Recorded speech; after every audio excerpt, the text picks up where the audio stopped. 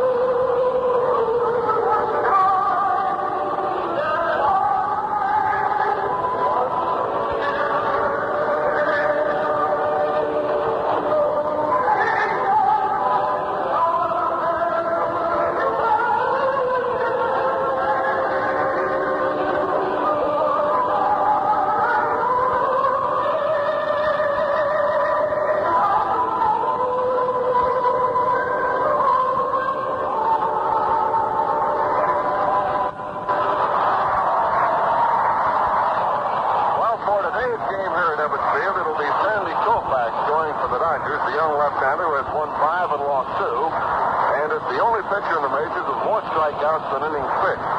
94 strikeouts, 80 innings, and that averages out to 10.58 strikeouts per 9 innings. Against Koufax, it will be Ronnie Klein, who's been one of the hard luck guys as far as the Pirates are concerned. Klein has won 3 games and lost 15. He's made 4 starts against the Dodgers this year, losing 3 times with 1 no decision.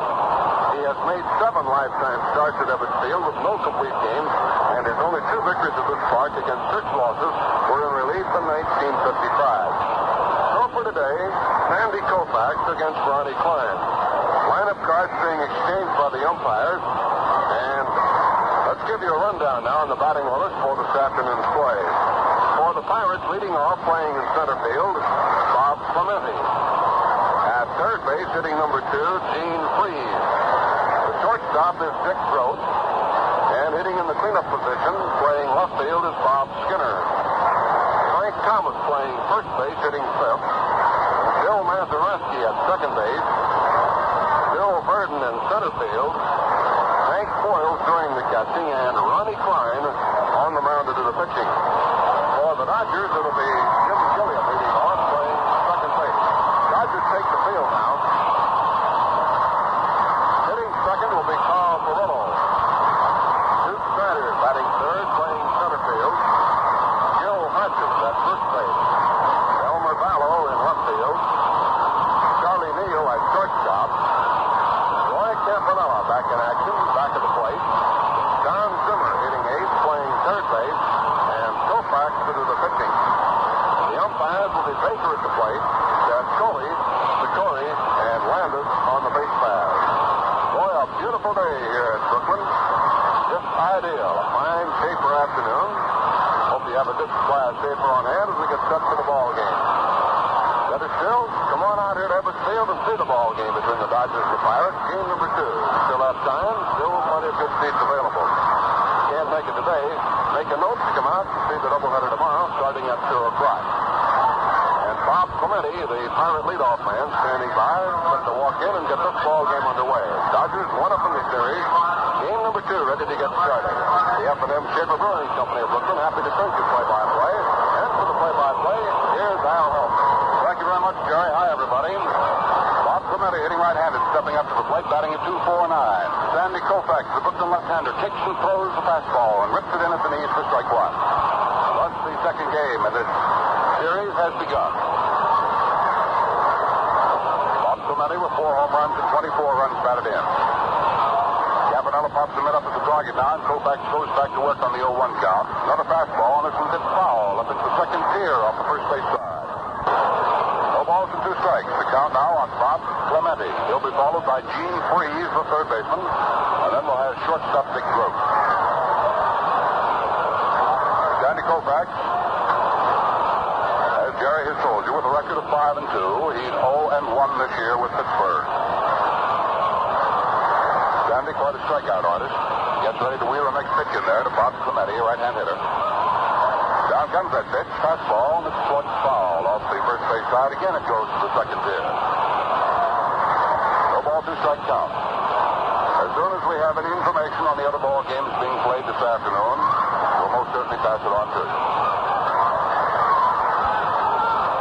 Again gets his drive from Campanella working the plate today. The 0-2 pitch. Koufax overhand curveball lays him there high. That's ball 1. 1 ball and 2 strikes.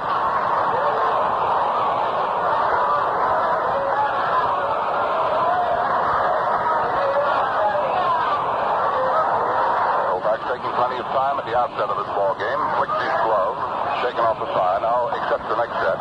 Delivers 1 and 2. Fastball is laid in there low. 2 balls, 2 strikes. You're down on Clemente. That series could have a great bearing on the outcome of the National League race. With St. Louis and Milwaukee whacking away at each other, the Brooklyn Dodgers have a golden opportunity playing against the last-place Pittsburgh-Pirates. The 2-2 delivery by Koufax. The fastball is outside, and the count is 3-2 now to Clemente.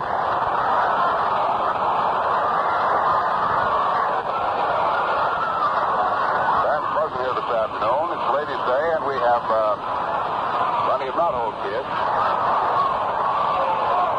A few little leaguers. Koufax sends it in there, and Clemente takes the pitch is high for ball 4. Clemente gets things started for Pittsburgh, drawing a base on ball. Off Koufax. That'll bring on Gene Freeze, right-hand hitting third baseman.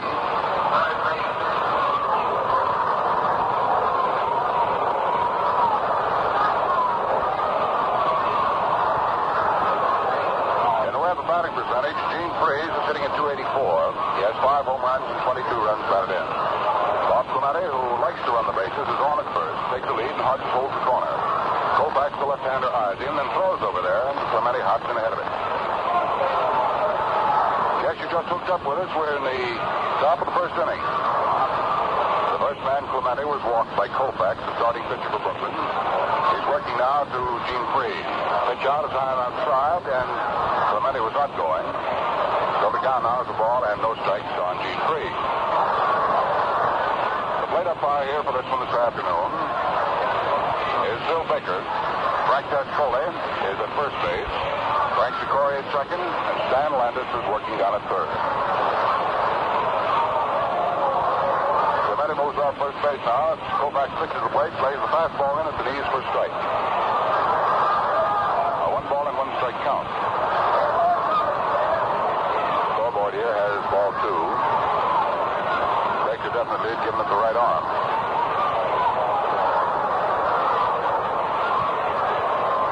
Jerry mentioned a moment ago, this is a real shaper day. It's a dandy. Overhand fastball, curve is into the strike. That's the second one.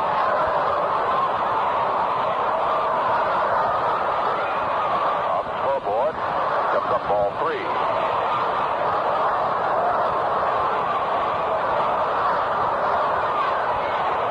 1 ball, 2 strike count. On right hand hitting Gene Freeze with Clemente at first and nobody out off the first inning. Just getting underway. Koufax this afternoon going against Ronnie Klein.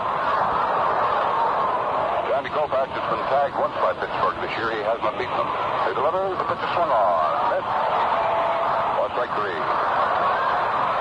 So Sandy Koufax continues to pour that fastball in there and is very effective with it. He's now picked up 95 strikeouts since his first this afternoon. With Clemente at first and 1 out, Big Road comes up. He's up in those big figures. With a .331 batting average, 5 home runs and 39 runs batted in. Former collegiate athlete, Dick Grote is Pittsburgh's right-hand hitting shortstop. Stands about midway in batter's box all the way around. Clemente steps away from first. Koufax pitches the plate. Grote takes the pitch into the dirt. Campanella comes up with a nice block. 1 ball and no strike count.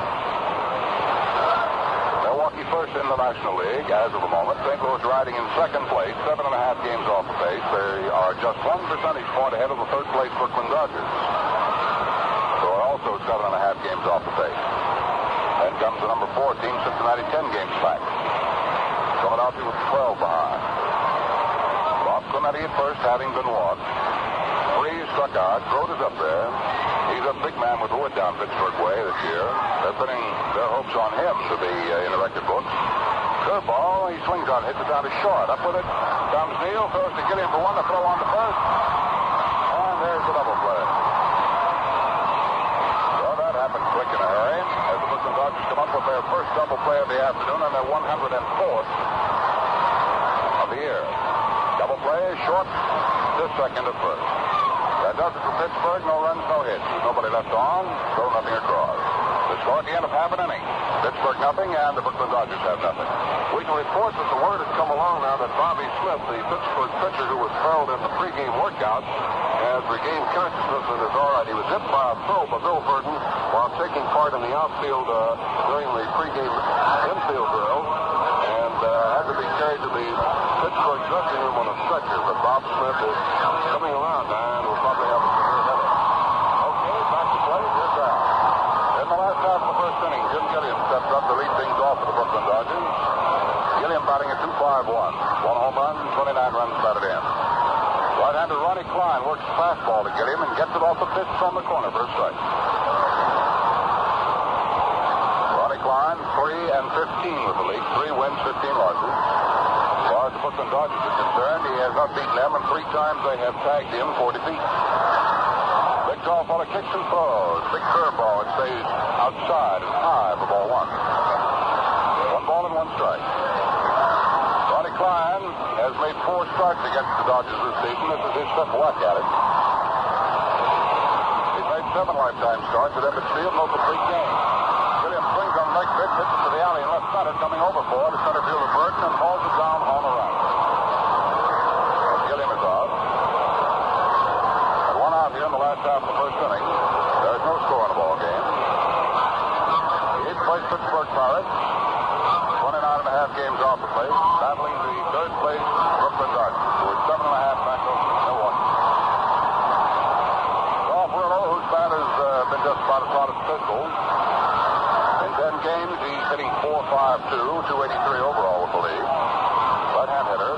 comes to him with the fastball. Ball grounded down to the right side. First baseman Thomas up with it. He'll make the play by himself, and Carl Furlow is out. 2 up, 2 down. Last half of the first inning, about an hour's to Snider.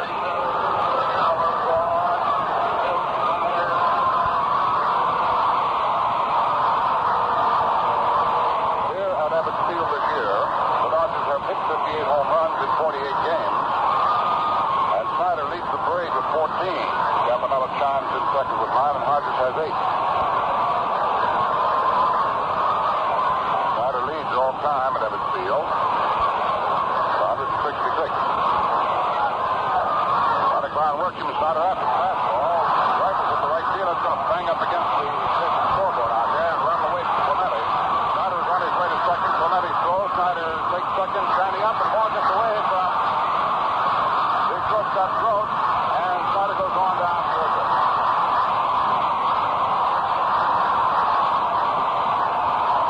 Clemente throwing, getting away from shortstop throat, covering the bag. Second, so Snider didn't even break the stride. He kept right on going. Clemente's throw was low into the dirt, and Gross tried to scoop it. So it'll be a single to right field, a double to right field for Snider, and have him moving over onto third base on an error charge to Clemente, the right fielder, on a low throw.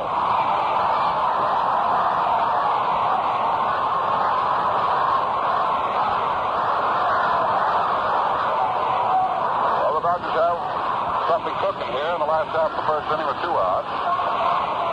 Snider's on at third, and Gil Hodges up there. Brian pitches a wild one way up above the head of everybody. This guy to break comes in and scores.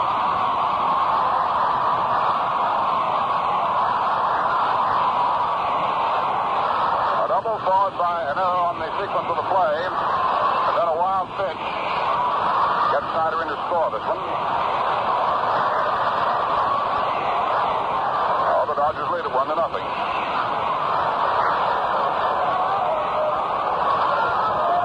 Hodges, of course, at the plate has the count of ball 1.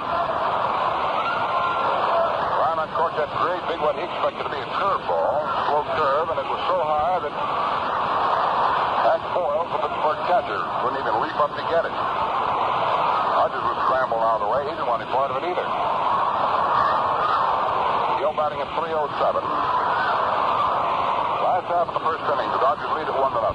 So far in the inning, they've had a hit, a double by Snider to right field, an error on a throw by Clemente, throwing into the third and second base, and then a wild pitch. Fastball is swung on. It's called at the third base line. Freeze has it, flips to first base in time, and that's all for Hodges. Going away, rather a gift run here in the first inning, but the Dodgers will accept it. 1 run on 1 hit. There was an error, and nobody left off.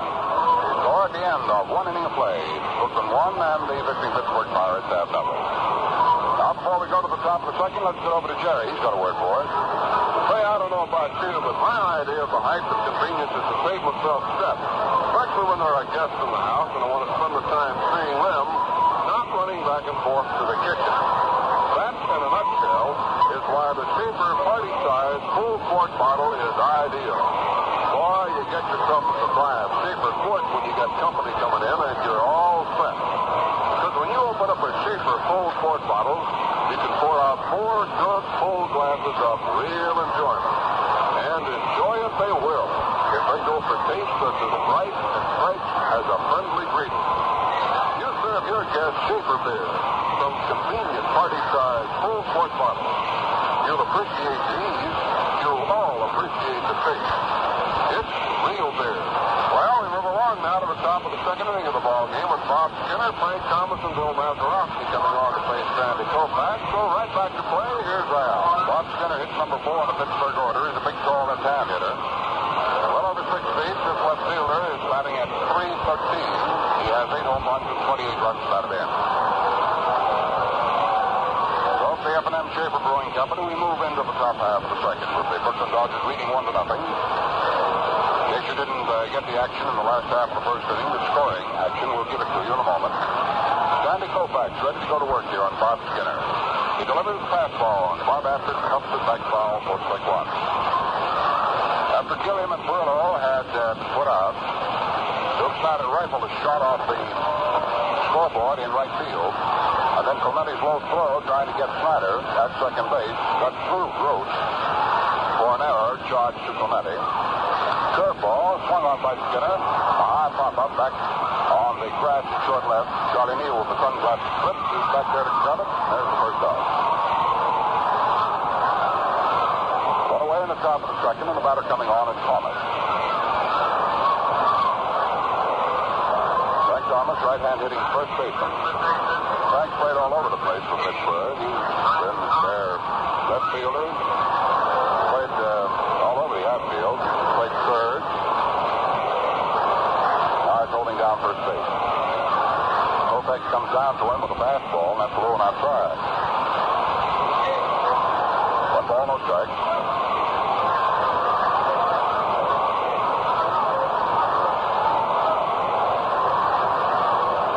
Koufax works right back on the 1-0 count. There's his fastball, and Thomas slams it foul off the first base side. That'll go to the stands out of play.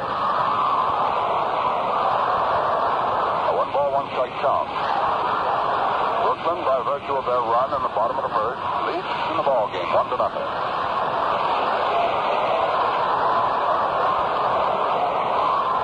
Koufax trying a new ball around the palms of his hand. Puts his glove. Now he's ready. Thomas moves that bat back and forth menacingly. Big fella can hit it if he gets a hold of it. Koufax delivers him a letter fastball, and that's rammed down the fair. Zimmer scoops it out of the dirt, makes his play to first, and that's all for Thomas. 2 up, 2 down here in the top of the second inning, and the batter now coming up will be second baseman, right-hand hitting Bill Mazeroski.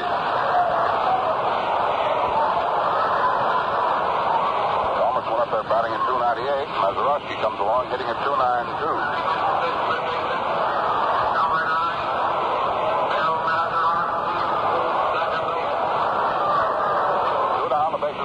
Top of the second. Brooklyn leads at 1-0 with Pittsburgh at bat.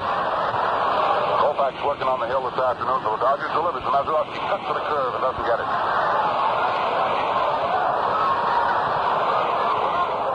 No balls, 1 strike. Last night at Jersey City, Brooklyn defeated Pittsburgh 4-1. Rogers was credited with the win. One delivery is low. 1 ball, 1 strike count on Mazeroski.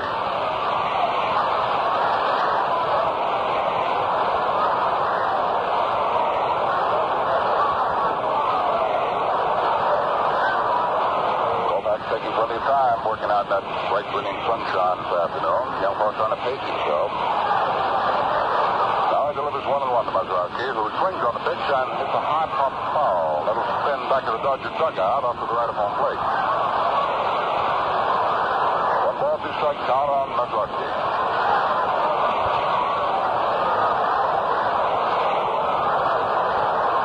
Tomorrow for the big doubleheader, figured that Bob Friend and Whammy Douglas will be the Pittsburgh pitchers. Curve is in for the strike, and that's the third, and it's called. That's the second strikeout for Sandy Koufax this afternoon. And for the Pittsburgh-Pirates in the top of the second, nothing across. The score at the end of 1 1/2 inning to play. It's Brooklyn 1 and the Pittsburgh-Pirates have nothing. Jerry? Well, you know, fans, all ball players, even the best of them, have off days. Days when they can't seem to get the big hit or make the important play. And it's all just part of the game. But now you take the business of brewing beer. Now, that's different. You simply can't have any off days. Leastway is not if you're going to brew as fine a beer as Schaefer. No, sir, there's never any letdown in Schaefer quality. Every can, every bottle, every glass of Schaefer is beer at its best. You see, only the very best brewing ingredients are used in Schaefer beer. Rich barley malt, tangy hops, and other fine natural ingredients. Then they're carefully measured and blended as only top brewmasters can do it. And brother, that kind of expert brewing pays big dividends in flavor. Schaefer flavor. So for real enjoyment, you make it Schaefer beer every time. It's real beer. Well, we've got a real ball game going on here. Second game of the series, doubleheader tomorrow. second. Vallow, Neal, and Campanella to face Ronnie Klein. So let's hop right back to Al for more play-by-play. Talking about facing somebody, Jerry, we just gotten the warm-up pitches for that game between St. Louis and Milwaukee. And Jackson will be pitching for St. Louis. His record is 12 wins and 6 losses. And Burdette will be going to the mound for the Milwaukee Braves. His record is 11 and 7. So the two ball clubs know what they're facing for this afternoon. Elmer Vallow here in the last half of the second inning coming on. He's the number 5 hitter in the batting order. As a starter for the Brooklyn Dodgers, and I didn't figure he'd be too much starting this year. He was picked up as a pinch hitter deluxe at the beginning of the year. But as a starter in 23 ball games, Elmer Vallow, left-hand hitter, is batting at 3.46. Leans back from the Klein fastball. That's ball 1. Too high. Elmer Vallow with the league is batting at 3.17 as he stands in right now. 3 home runs and 20 runs batted in. His last homer was at the Polo Grounds just a few days back. Klein kicks on, throws the fastball, and Elmer Vallow spins away from it. The ball hits the bat and caroms off. 3 for a strike. 1 ball and 1 strike. 1-0 Brooklyn as they move along here at bat in the last half of the second inning. Tomorrow a big doubleheader, and we sure hope you're going to be here with us.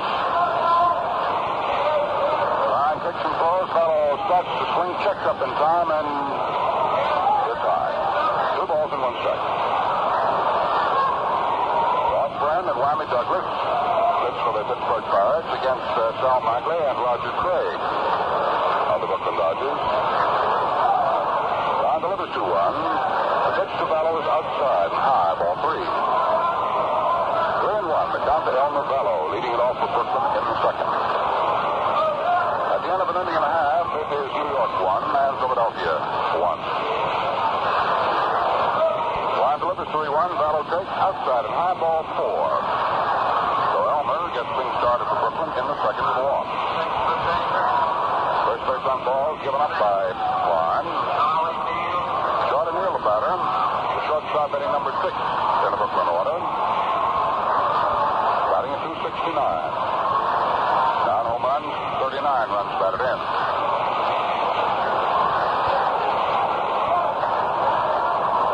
Vallow stepping away from first base with Thomas holding the corner on him. Klein checks up with the runners, delivers the plate. Overhand fastball, and it's foul tipped into the dirt. Pittsburgh's infield, Thomas at first. Bill Mazeroski at second. At shortstop, Dick Gross, and at third is Gene Free. The outfield is Skinner in left. Burton in center. Bob Clemente in right. Pittsburgh battery, Ronnie Klein the pitcher. Hank Boyles the catcher. A throw to first as Vallow hurrying back. The 0-1 delivery on Charlie Neal. Neal swings on it, taps his swing. So they left the pitcher's mound. Klein off, grabs, throws the first in time to get Neal, and Elmer Vallow moves down to second. So before we have Roy Campanella, let's pause for station identification. This is the Brooklyn Dodgers Radio Network. Dial 1460 WOKO, your Brooklyn Dodgers station in Albany, New York. It's 2:30 WOKO time. I'm sure gold will melt.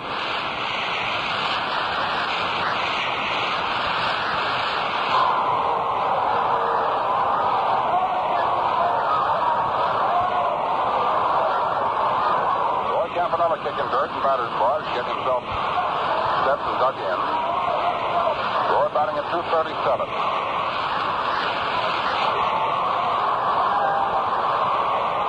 Elmer Vallow at second. 1-0 Brooklyn. Klein delivers. Campanella swings. Gets a hold of it. There's a long drive deep to the left center field. It's way out into the breaking for a home run for Roy Campanella.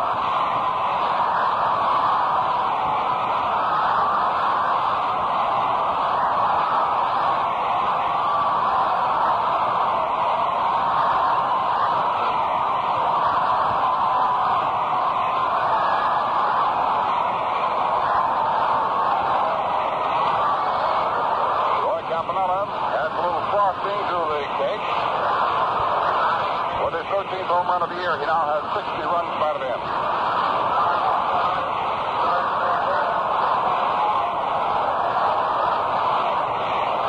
Don Zimmer coming up. Right hand hitting third baseman. Klein delivers him a soft curve, and it's punched up the right field side. At at first base. Thomas picked it up, stepped on first base, and that's it for Zimmer.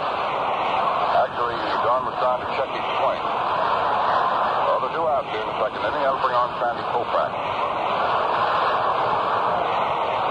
Chad is looking for his first base hit.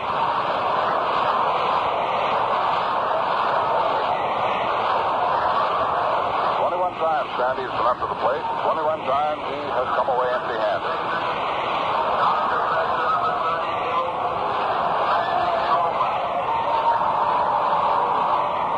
Sandy Koufax will bat right-handed. We've seen him go from either side of the plate. He's on bat right-handed now. Nelson King, a right-hander, up throwing down the Pittsburgh bullpen along with Little Elroy Tate, another right-hander. Line delivers a curve, and the pitch is high. 1 ball and no strike. Final fire that knuckler at you every once in a while. It's offered to Koufax. Goes fastball, and misses low outside. Ball 2. Down, the base is empty thanks to Campy's 2-run home run here in the second inning. And the Brooklyn Dodgers lead it now 3-0. Line works the plate. Koufax just straightens up and takes the pitch in there for the first strike.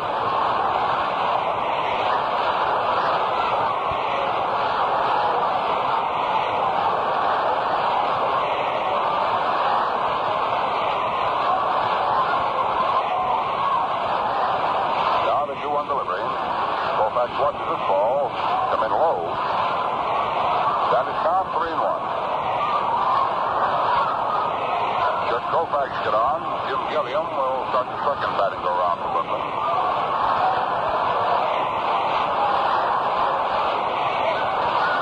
Don Ready serves up on the 3-1 delivery and lays it in for strike 2. Full count now to Koufax. 3 balls and 2 strikes.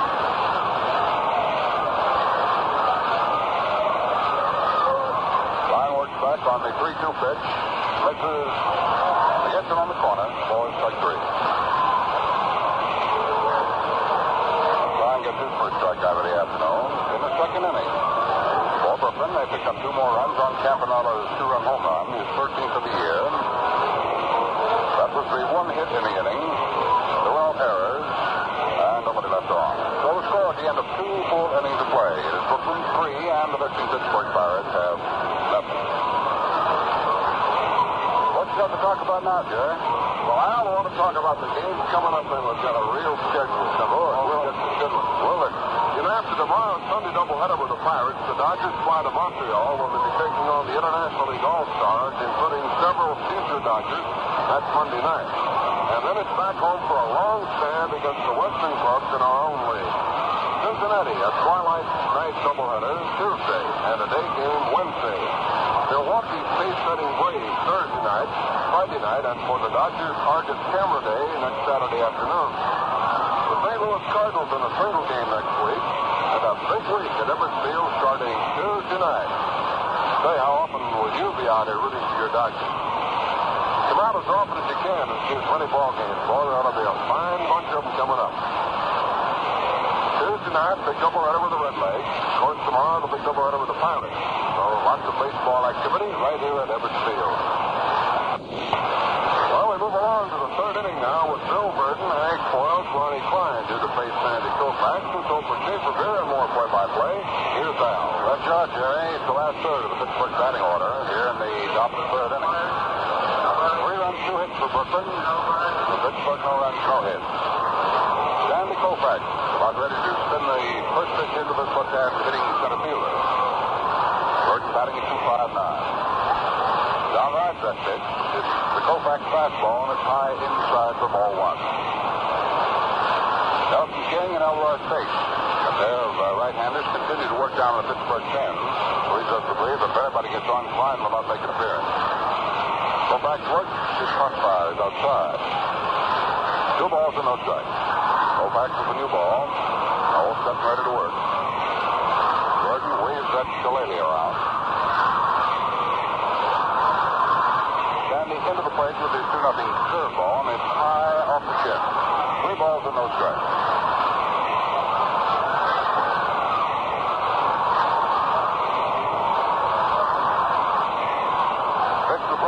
ball four. And Burton draws a walk to start things in the third inning. And four of the Pittsburgh catchers coming on now.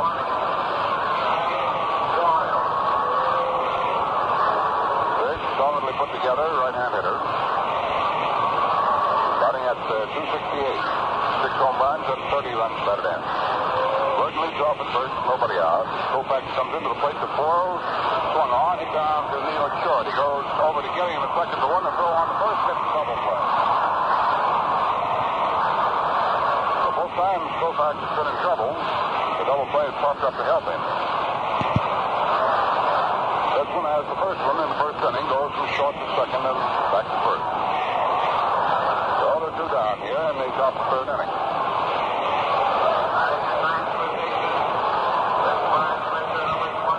Coming up now, the bat for himself. Nelson King and Johnny O'Brien sit down in the Pittsburgh bullpen.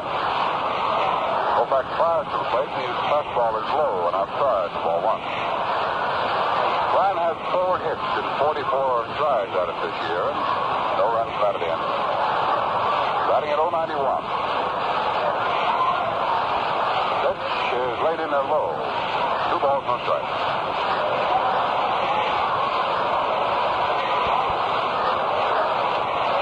Back now for a visit to Drysdale. Campanella down with the cart, up the sign, takes to the plate umpire over his left shoulder to get a look at the pitch. Then it comes, the Klein hitting right-handed, takes it on the corner off the hand. That's strike one.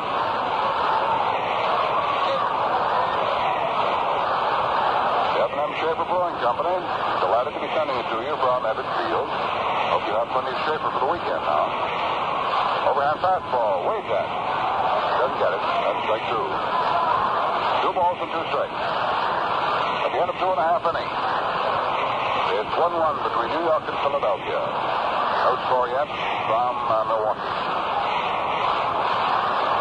Overhand fastball and an attempted bunt is popped foul. So that's it. Will be registered as having struck out. That'll give Koufax his third. And in the third inning, nothing across Pittsburgh. So at the end of 2.5 innings of play, it is Brooklyn 3 and Pittsburgh has nothing. Well, how about you, friend Doggett? Well, I tell you, Al, you get to the city once in a while? Oh, yeah. Come into New York to see the show? Maybe just bring the wife in for dinner at your favorite hotel and relax a while? Well, I tell you, here's a good idea. Why not make it a real little vacation? Sure, for real enjoyment, stop overnight at your favorite hotel. Take a day or two to see the Dodgers play here at Ebbets Field. Catch a show or a movie you haven't seen, or maybe some of the sights you've never gotten around to. Oh, man, that sounds good, doesn't it? And, you know, most anywhere you stop at New York's finer hotels and restaurants, you'll find that for real enjoyment, they're serving real beer, Schaefer beer. Sure, Schaefer's as available at your favorite eating place as it is in your own home. So when you step out, don't forget to order a Schaefer for real enjoyment, a cool, homey glass of real beer, Schaefer beer. Tell me something, Jared. Did you tell your gal to get plenty of Schaefer for the weekend? Yeah, she's going shopping this afternoon. Going to bring home some Schaefer quartz. All right, well, it's a good thing Jody knows about it. We want everybody to realize the weekend's coming up, and those Schaefer quartz are real handy to have around. Boy, that's the best way, Al. Oh, man, you're right. Back to play. Gilliam coming on, so how about it, Al? Good, yeah. Jim Gilliam came up in the first inning and flied out to center field to Bill Burton. He's 0 for 1. And batting at 2-5-1. Ronnie Klein on the mound for Pittsburgh, ready to go to work. He's given up 2 base hits. 1 a 2-run home run to Campanella. Soft curve is laid in there, and Gilliam takes it off the hands on the corner for strike 1.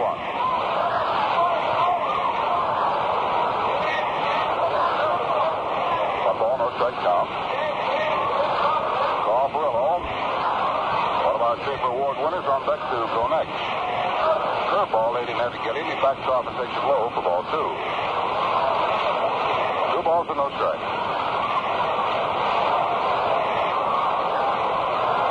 Ronnie Klein, the Pittsburgh pitcher, Snider pumps, kicks, and throws. Fastball, and Gideon whips it down back to first base. Thomas down, digs it out of the dirt. He'll make the play by himself. Does, and there's the first out. One away in the bottom of the third inning. Carl Furillo bounced out to first base to Frank Thomas, unassisted in the first inning. Carl was 0 for 1 and batting at 282. 3-0 Brooklyn as they bat here in the last half of the third inning.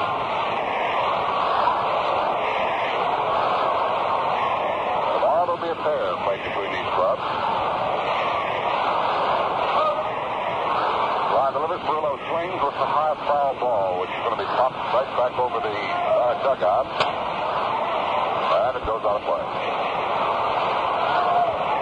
No balls, 1 strike on Carl Furillo. To be followed by Duke Snider.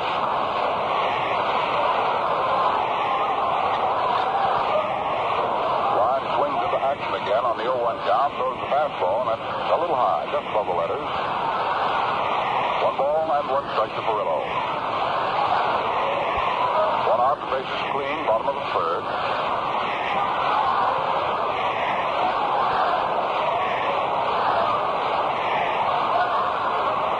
The 1-1 delivery, swung on by Carl, lifted to left center field.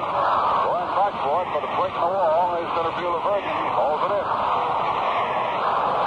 Gave that one a mighty ride, but Gordon was able to get to it. So that's the second out. The last half of the third inning. Got it coming up now, the Duke Snider. Duke got the Dodgers off on the right foot here this afternoon. When he ripped the double off the wall and right, kept right on running into second base as Clemente drew low and passed the covering shortstop Dick Gross for an error. Snider got to third base. Pitch to him is over the shortstop for ball 1. Then a wild pitch on the following batter, Hodges. Got the run in. 1-0 delivery to Snider, swung on, bounced away foul up the first base side into the crowd. 1 ball and 1 strike on Snider.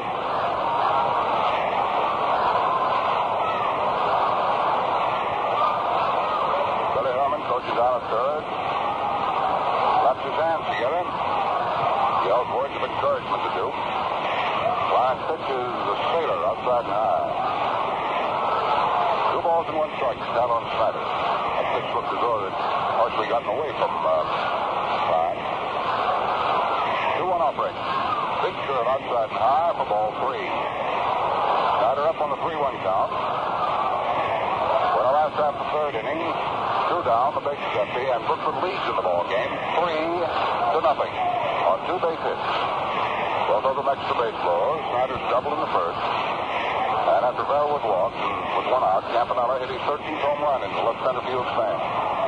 The pitch to Snider outside for ball 4. So there are 2 out. Now there's 1 on. The last time Ryan walked a man, he came home behind him. Now let's see what happens with Hodges when he got in the first inning on a ground ball to third. To Gene Freed, that retired the Dodgers in the first inning. 3-0, David Brooklyn. 2 down, Snider at first. Rod back to work now as he checked up for Snider at first. Delivers to Clayton Hodges. Looks at a curve. It's on the corner knee high for strike 1.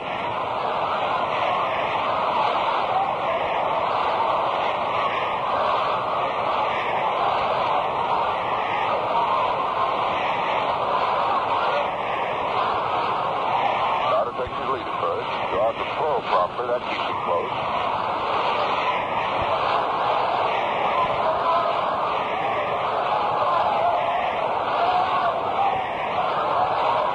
Dixie played his curveball and has Hodges spinning back out of there. 1 ball and 1 strike.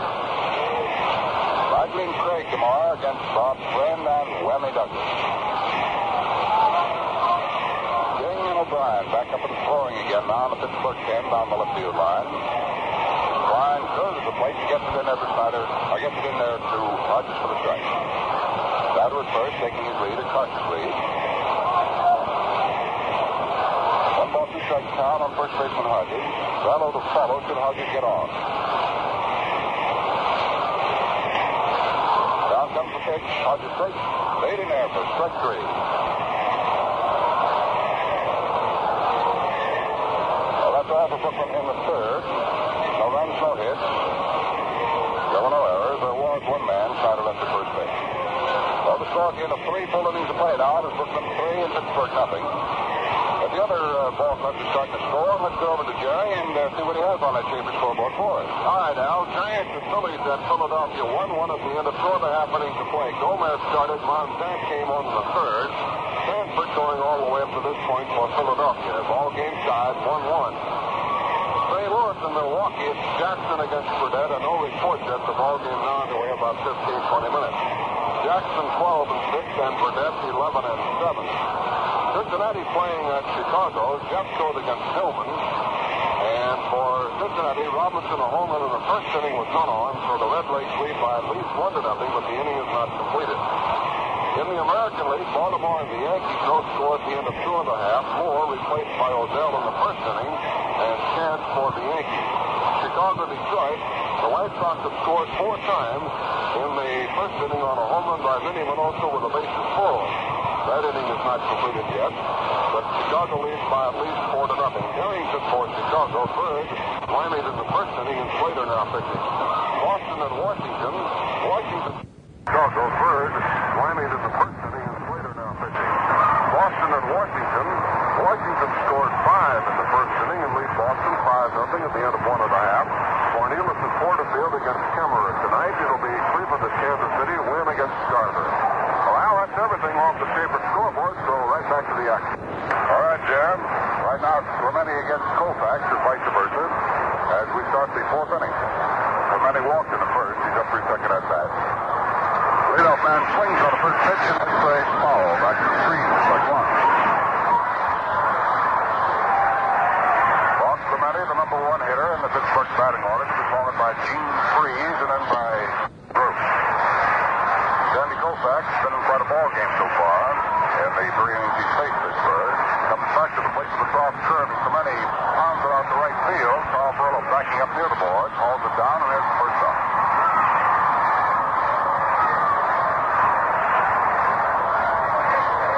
One away, top half of the 4th inning. The batter coming up now is Gene Freeze.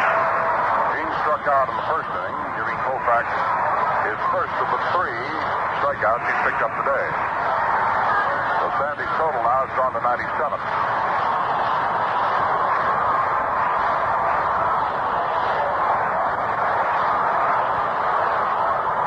Drysdale, however, has 103 strikeouts, but he pitched a great deal more than Koufax.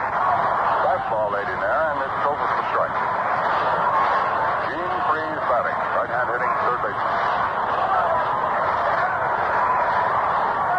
Koufax shakes off Campanella. Comes back to the plate. Off curve, and it's right in there for the second strike. 0-2. St. Louis just picked up 3 big runs in the top half of the first inning at Milwaukee. And the Braves are coming to bat now in the last half of that first. St. Louis 3 and Milwaukee nothing in the top of the first inning. Fastball swung on. Freeze with the high foul ball that will fade off into the crowd off the third base line.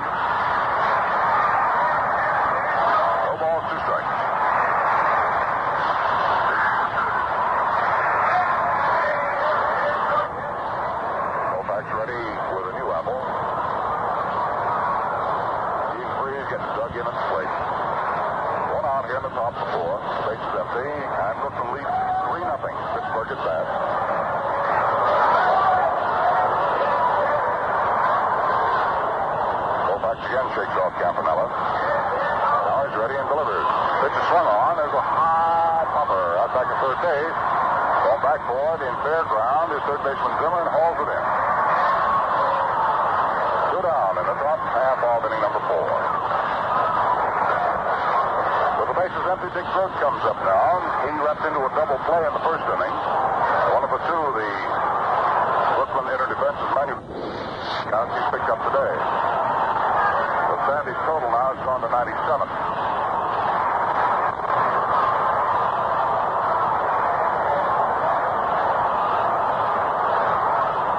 Drysdale, however, has 103 strikeouts, and he's pitched a great deal more than Koufax.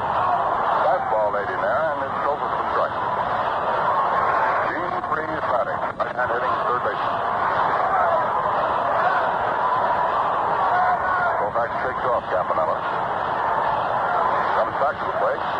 off curve and is straight in there for the second strike. 0-2. St. Louis just picked up 3 big runs in the top half of the first inning at Milwaukee. And the Braves are coming to bat now in the last half of that first. St. Louis 3 and Milwaukee nothing in the top of the first inning. Fastball swung on.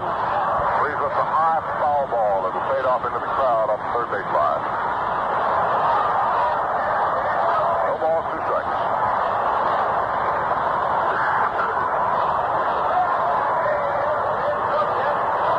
Koufax ready with a new apple. Dean Freeze getting dug in at the plate. 1 out here in the top of the 4th. Base is empty, and Brooklyn leads 3-0. Pittsburgh is bad.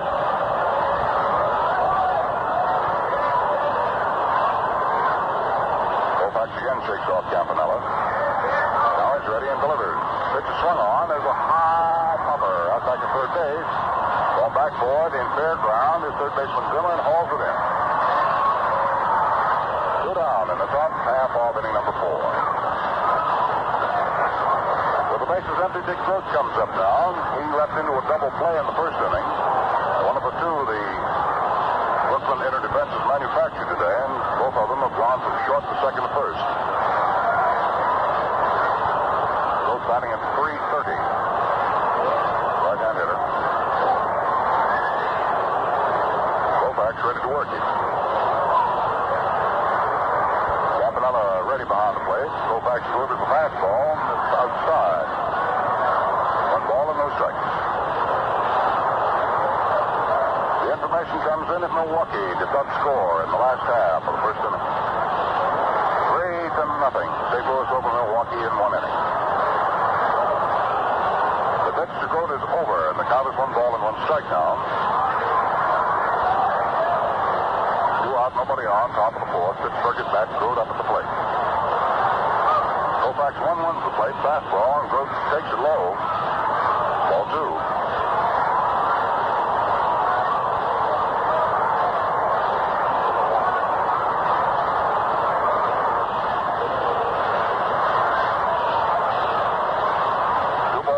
Count on Groat. Repeating at the end of the first inning, St. Louis leads Milwaukee 3-0. Fastball swung on, and it's deep into left center field. It is up against the wall. Fallows chases. On his way to second goes Groat. It's a send-up 2-bagger for him, and that's the first hit off Koufax. Goes 3 2/3 without giving up a base hit. Then Groat doubles to the wall in left center. Pirates are trying to rattle back here in the 4th. The batter will be Bob Skinner, big tall left-hand hitting left fielder. Boy, he did tag that apple down at Forbes Field in Pittsburgh on the recent visit in there. It was off it from the Duke Snider made his tremendous catch in deep right center field, climbing the corrugated gate. Bob Skinner from the shortstop in the second inning. He's 0 for 1. Koufax throws the overhand fastball, and there's one at close. Deep to center field. Snider's going back. There's no use. That ball is into the center field. Stands for a 2-run home run for Bob Skinner. He can hit him. Hit that one in the straightaway center field.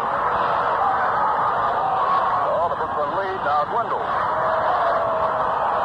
Bob Skinner has just hit his 9th home run. He has 30 runs batted in.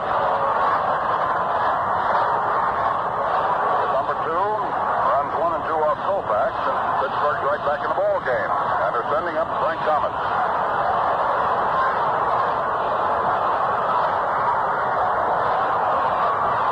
Down comes the pitch to the plate. Thomas rifles one through the home at shortstop and in the left field for a base hit.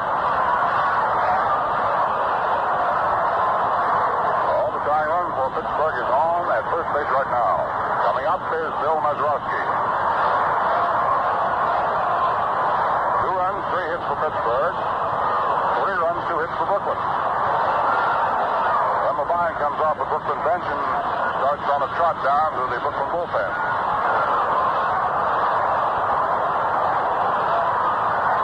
Bill Mazeroski struck out in the second inning to retire the side, and he's standing in now. Koufax comes to him with a curve at high up above the cap. strikes. Yes, sir, if you don't like the complexion of things in the National League, all you got to do is wait a minute or two, and it changes.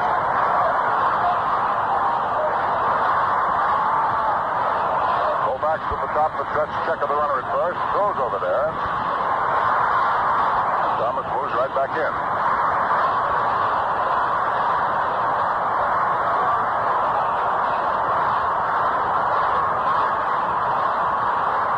Koufax delivers the plate now. Mazeroski punches a foul back to the screen.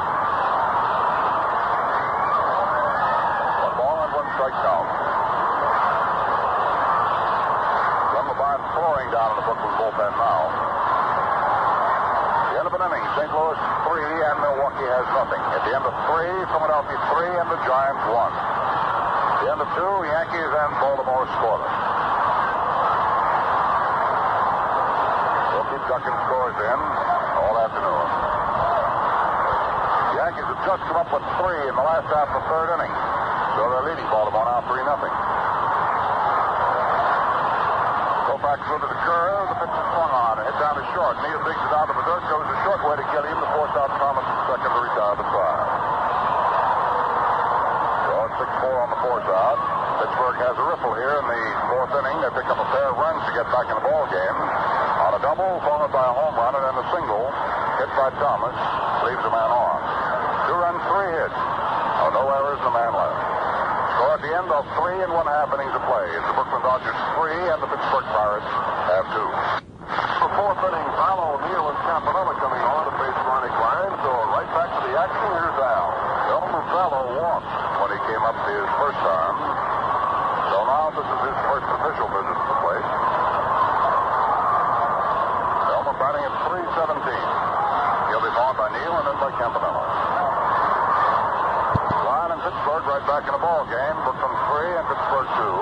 Klein delivers. Vallow swings on it. It's a high carrying fly ball down along the right field line. Bob Clemente loafing up under it and grabs it.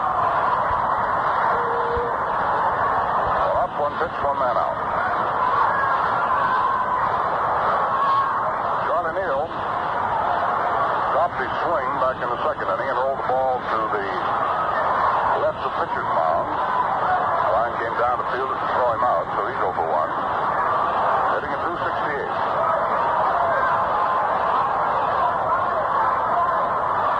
Ryan works to him, and Neal takes the soft curve in there for the strike. Gino Tamoli is up throwing down in the Brooklyn bullpen, which will have an outfield change for Brooklyn. Overhand fastball is way outside. Neal's count 1 ball and 1 strike. Following Neal, we'll have a chance to duck in a station break. The 1-1 delivery. Neal looks at it and it's low. 2 balls, 1 strike. St. Louis did not score in the top half of inning number 2. So at the end of an inning and a half at Milwaukee, St. Louis 3 and the Braves nothing. Line delivers here to Charlie Neal, and his curve snaps off outside for ball 3.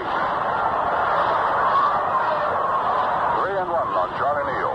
1 out, bottom of the 4th, bases empty. Brooklyn 3, Pittsburgh 2.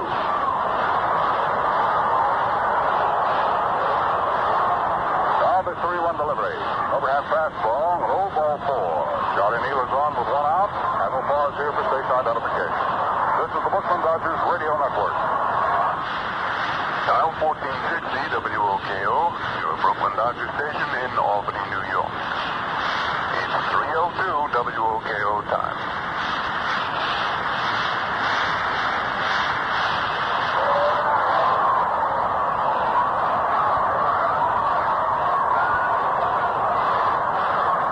When Roy Campanella stepped up to the plate in the 2nd inning with Almeida for it, he promptly hit 1 deep into the left center field stand for a home run. Now Klein serves up, and Campy takes the curve over for strike 1. Roy batting at .240. Isn't it funny to see 2 catchers as great as Campanella and Berra have been over the last 2 years, both having a tough time with the wood? There's a throw to first. Charlie Neal gets back. Boy, that center has been having trouble buying base hits, and Roy has been moaning a little low about his base hits, too. And let's throw to first. Neal is back. Now the 0-1 pitch. Curveball is hit down to Groden. Bounces off his glove. Out in the center field. Burton backing him up. Takes the ball up, fires into second. Neal keeps galloping, moves on to third base. And that'll go as a base hit. That ball took an erotic bounce.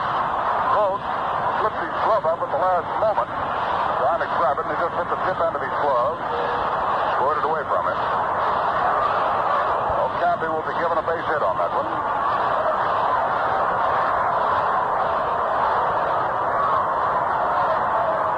Charlie Neal carrying a mail was moved around third. The batter is on Zimmer. Rolled out for first baseman unassisted. Second inning, he's 0 for 1. Fine fastball was cracked in there for a strike. Zimmer batting at 225. Dodgers in the fourth with one out, have runners at first and third. They're leading Pittsburgh 3-2. And King and Johnny O'Brien get up and start to throw again in bullpen for Pittsburgh. Klein fires another strike to the plate. Oh, Zimmer's count now is 0-2.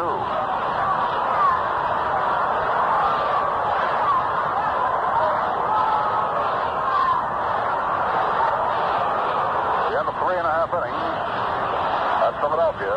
The Bills are leading the Giants 3-1. Zimmer swings, fouls the next pitch away off the first base side to the crowd. Downstairs to Zim, no balls to strike.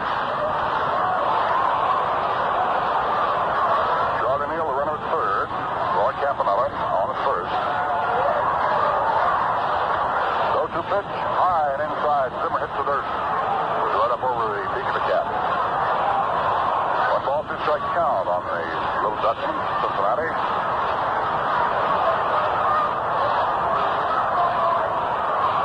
Ryan takes a sign out from Hank Boyles. Looks at Charlie Neal at third. Then delivers the plate.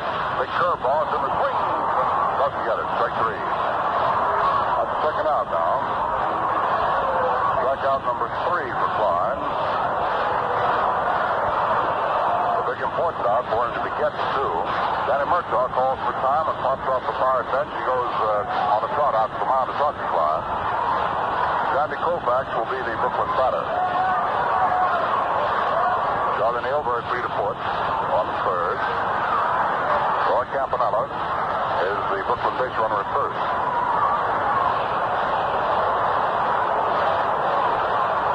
Whatever Danny Murtaugh had to say to his pitcher, the message has been transmitted, and he's on his way back to the Pirate bench. Nelson King, Johnny O'Brien, a couple of right-handers. One tall and skinny. O'Brien short and squat. Out the bullpen for Pittsburgh. Line to the stretch. Looks down to Koufax. And the pitch is swung on by Sandy and lifted out into right center. Coming in for it is Clemente, but going back towards second baseman Mazeroski. He handles it to the out, and that retires the foul. In the fourth, no runs, 1 hit. Coupled with a walk, 2 men were left on with no errors. And the score at the end of 4 full innings of play. It is Brooklyn 3 and the Pittsburgh Pirates have 2.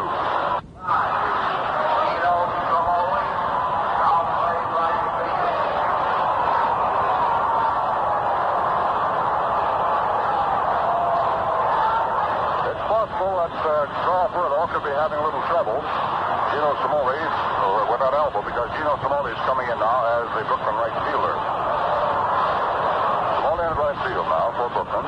He'll take over Perillo's spot in the batting order, hitting number 2.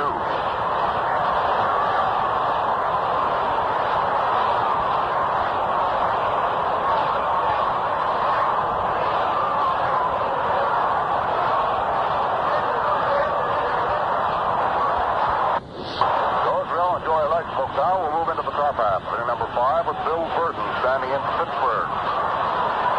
Koufax comes down to him, and the left-hand hitter swings and misses on a low curveball. He's strike 1.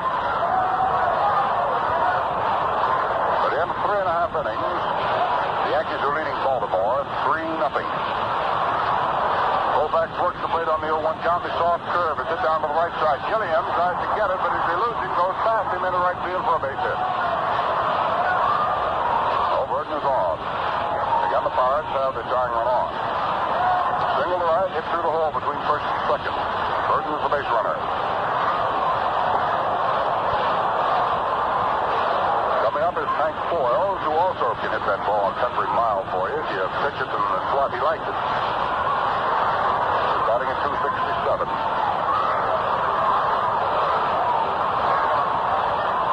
Koufax carefully set, checks his runner, delivers a plate, Foyles swings, but doesn't get a fastball. Strike one.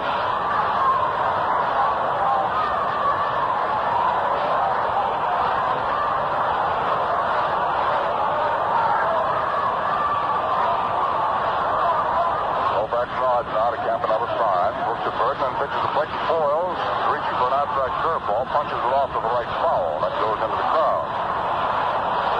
No balls and 2 strikes.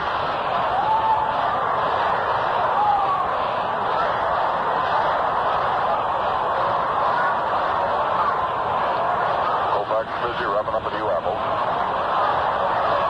Gordon representing the tying run for Pittsburgh, standing close to the left at first base. Hodges holds the corner on him. One on, nobody out, top, but there's 3-2 Brooklyn. Koufax curve is slammed out into right center field. That's going to be in for a base hit, maybe for extra bases. Bill Burton has made the turn. He's on his way to third. The ball goes to the corner and the break in the wall, and Burton comes on in to score, and Hank Foyles, the big guy, has tripled. Oh, that makes a new ball game out of it. Foyles the triple to the deepest success of right center field.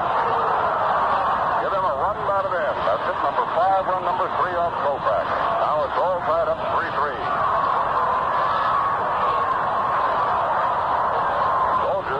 The complexion of it, just wait a minute.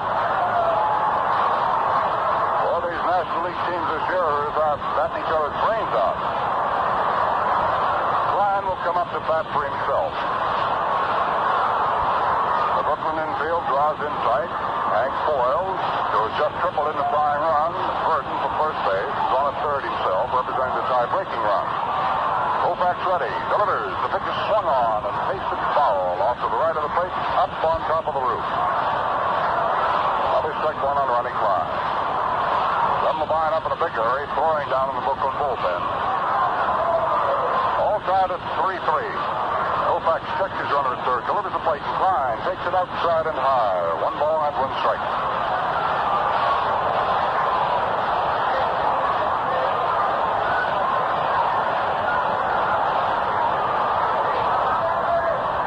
Taking plenty of time now as Campanella pops the middle of the target. Foyles, hands on it, sweeps down off third, takes a couple of chopping steps down as Koufax delivers a fastball that's swung on at the plate and foul tip.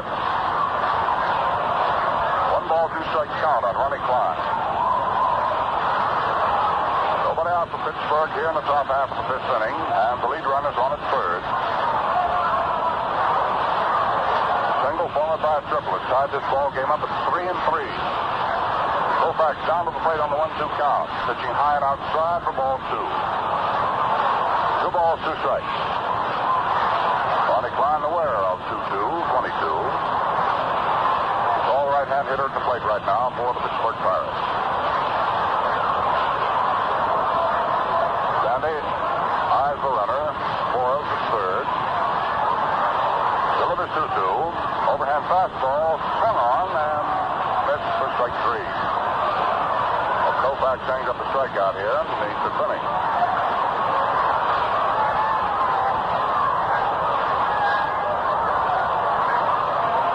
Johnny now has a total of 4 for his work this afternoon.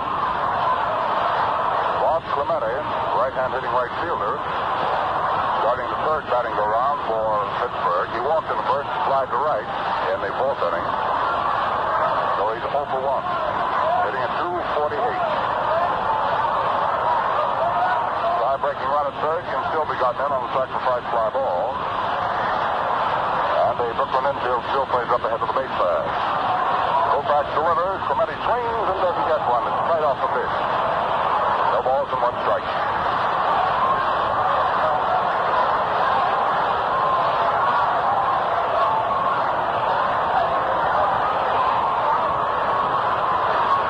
All locked up here, 3-3. In a spot, pitching to Bob Clemente. Tie-breaking run at third in the person of Hank Boyle. Down comes that pitch, and Clemente lays off it, takes it high. 1-1. Levine's still cranking up down in the Brooklyn bullpen. He's about ready if manager Walter Olson wants to use him.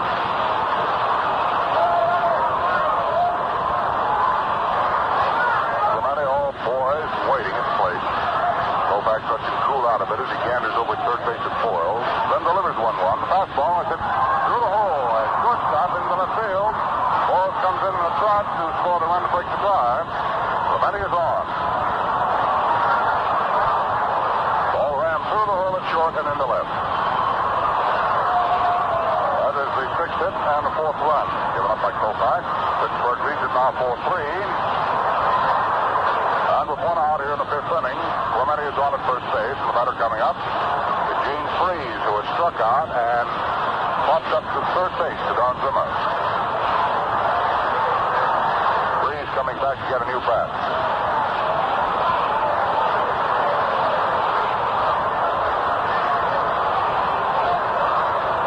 4 runs on 6 hits for Pittsburgh. For Brooklyn, 3 runs and 3 hits. Side has had a home run hit for them. And in each case, it was a 2-run home run. Skinner hit one for Pittsburgh in the fourth. Campanella hit his in the second inning for Brooklyn. A throw to first has Clemente leaping back at that bag. 4-3, Pittsburgh out in front. At the end of 2.5 innings, it is St. Louis 3 and Milwaukee nothing. Milwaukee batting last half of the third. Down comes an overhand fastball. Freeze goes for it and misses it. That's strike one. Freeze will be followed by Grote. These second division ball clubs have really been raising havoc with those clubs that have been fighting it out in the first division. Cubs, the Pirates have come to life. It's a swung on. There's a high fly ball hung along the left field line. Coming over is Elmer Vallo. He's near the stand. He cannot get it. It's back about 4 rows. Long, loud strike to Gene Freeze. Count is 0-2.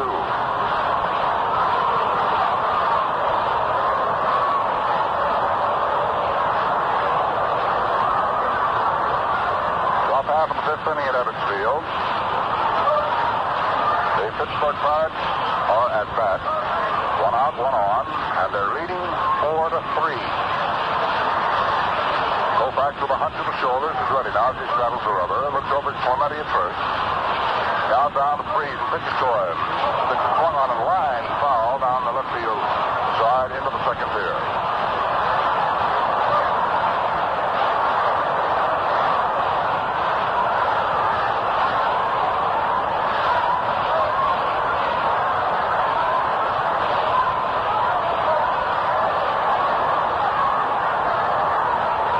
Ready 0-2. A check of Clemente at first base. Delivers to Gene Freeze. An overhand fastball, and Gene pops this one back foul. That'll catch the wire. No balls, 2 strikes.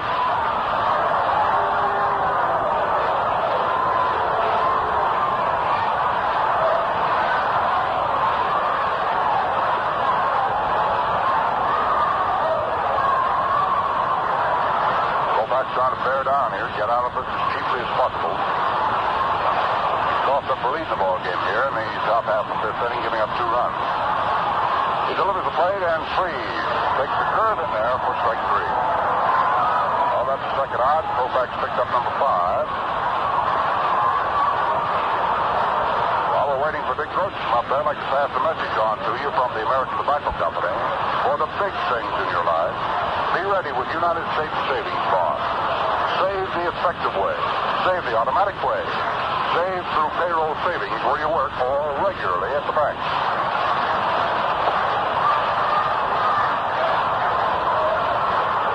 Dick Grote, the leading hitter percentage-wise on the Pirate Ball Club, takes a curve high from Koufax for ball 1. Grote hit into a double play in the first inning and then came along in the fourth inning and doubled to left center. He was on when Skinner unloaded his 2-run home run. There were 2 outs at the time. Clemente, who has hit hit in the go-ahead run for Pittsburgh. It's still the hard runner at first base. Koufax still concerned with him as he gets ready to pitch to Gross. Now delivers the fastball to time outside. 2 balls and no strikes. The Pirates here in the 5th inning have scored 2 runs on a single, a triple, and a single in that order. 2 runs on 3 hits.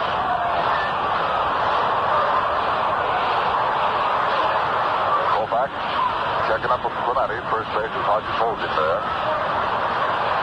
Now they 2-0 delivery on right-hand batting Dick Gross. Fastball, and Dick swings on it, popped it. 2 balls, 1 strike. The end of 4 innings, Philadelphia 3 and the Giants 1. The Yanks in the last half of the 4th came up with a run. The end of 4.5 innings, the Yankees out in front 4-0 over Baltimore. The end of 3-4, it's St. Louis 3 and Milwaukee 0. Cincinnati and Chicago tied at the end of 2-1-1. Koufax delivers, the pitch is swung on and hit away foul. Spins back out of the net.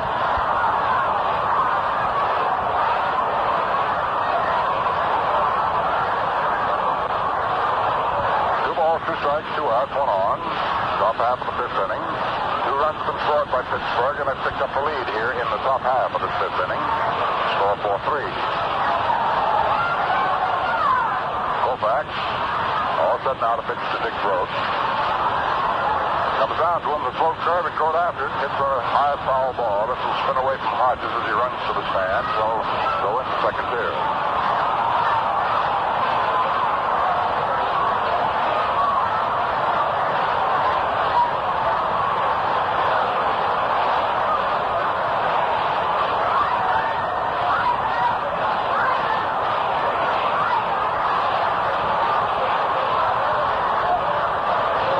Moves away from first base now. Koufax ready to take play on 2-2 count. The soft curve is taken by Gross. Ball 3. Dick started to go for that high one. Laid off at just in time. So with 2 outs and a 3-2 count on Dick Gross, Bob Clemente at first base can be off and running for Pittsburgh. See what Koufax offers Dick Gross. Clemente goes. The pitch is swung on and fouled away into the stands off first base side.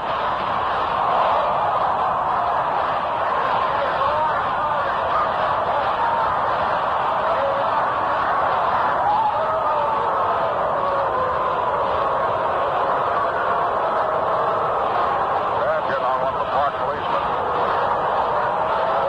Getting the foul ball, which just out of the reach of spectators. 3-2 count now on Dick Gross. Clemente ready to break again. He holds instead as Koufax turns and throws to first. Hodges returns it. Top half, inning number 5. 3-2 pitch. Clemente goes, pitch is swung on it again, foul to the crowd. Now drives right along. 3-2.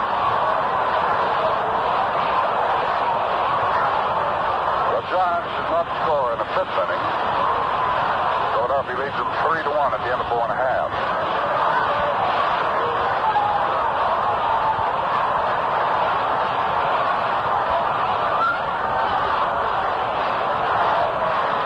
LeVine still in the Brooklyn bullpen. 3-2 pitch. The plate is taken inside for ball 4. So Gross walk. That'll move Clemente down to second.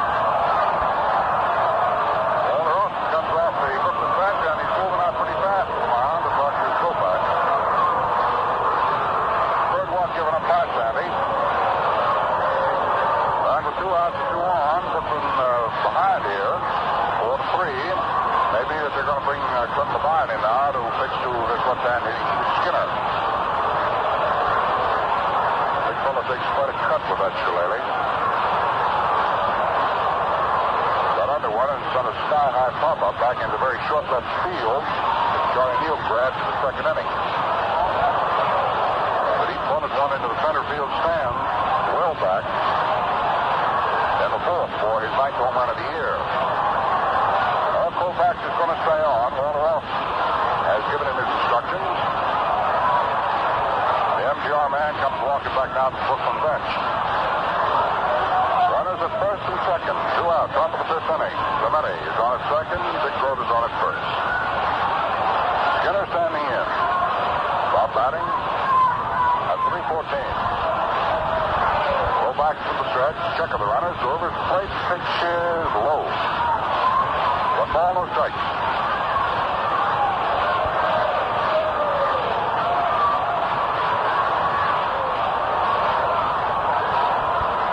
Campanella asked plate umpire Baker for a new ball.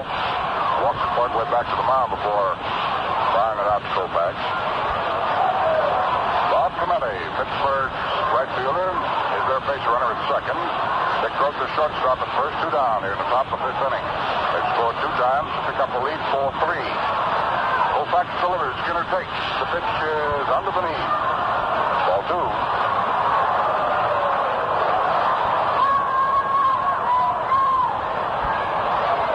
Pittsburgh and Brooklyn will be playing a doubleheader here at Ebbets Field tomorrow. Sal Maglie and Roger Craig are scheduled to be the Brooklyn starting pitchers against Bob Friend and Charles Whammy Douglas.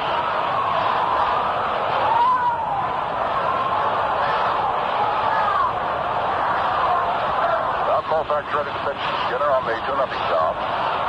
Runners with leads at first and second. Koufax down to the plate. Skinner takes. Now that a fastball. Low again. That's ball 3.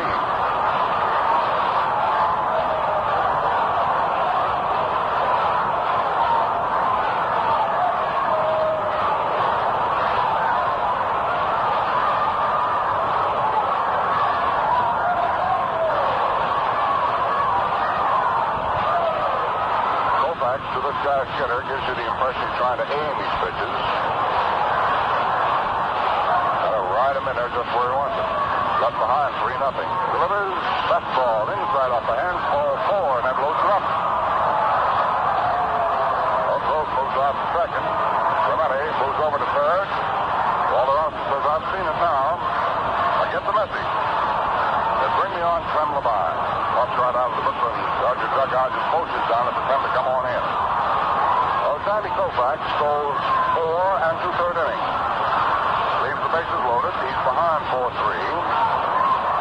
And Clem Labine comes on.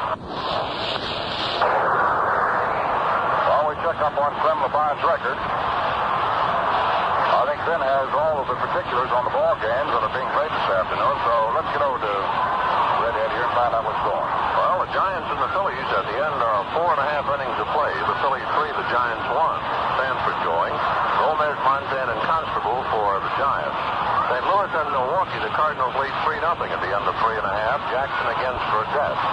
Cincinnati and Chicago, 1-1 tie at the end of 3 innings. Jeffcoat against Hilbert. Frank Robinson hit his 22nd home run in the first inning with nobody on. The Yankees lead Baltimore 4-0 at the end of 5 innings back of Bobby Chan. Moore started Odell in the first inning. The White Sox are leading the Tigers 5-3 at the end of 2.5 innings. Darrington against Bird. Slater relieved in the first inning. Vinny Minoso hit a grand slam home run in the first inning for the White Sox, and Slater has hit a home run in the second with 2 on. It's 5-3 White Sox at the end of 2.5. Washington leads Boston 6-0 at the end of 3.5 back at Kemmerer. O'Neill has Porterfield and Menardson for Boston. Eddie Yost his 9th home run in the 4th inning with nobody on for Washington. So that will make it now 7-0 in favor of Washington, still hitting in the 4th inning. Cleveland and Kansas City, they will play tonight. Well, you're right up to date on all the scores that we have for you. We're in the 5th inning with 2 out, and the Pirates leading the Dodgers 4-3. Bases loaded. Thomas will be the batter, and we'll find out about Labine. Let's get right back to Al. Well, Clem coming into his 53rd ball game comes into a rather unenviable position. As Ben told you, the bases jammed and Frank Thomas up there. Clem is not the pitcher of record in this one as it stands, but we'll give you his record in case he might figure in it. He's 5-6. He has 17 saves so far this year. The bases loaded. Frank Thomas standing in with 2 outs. Curveball spins him back out of there. Strikes in over the chest. 1 ball and no strikes. This is the 8th man to come to bat for Pittsburgh in the 5th inning. They've scored twice, and the bases loaded. Chases starting pitcher Sandy Koufax. Goes 4 and 2/3.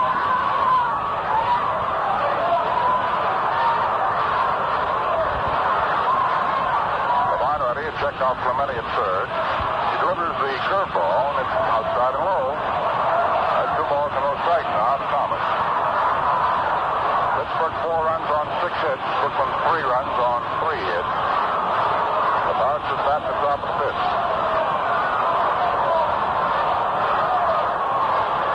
3 hits and a couple of walks. The inning has produced 2 runs, and the bases are right now loaded. Levine, and he is delivering to the plate on the 2-0 count. Outside, ball 3.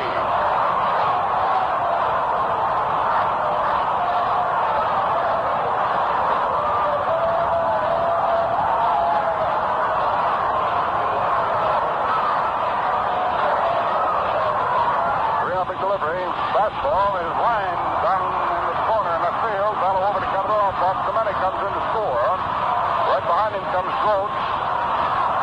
Skinner winds up at third on the throw in. Down to second base. Goes Thomas with a double. Double to left. Those 2 runs are charged to Koufax. Runs 5 and 6. For Pittsburgh, it comes off Levine.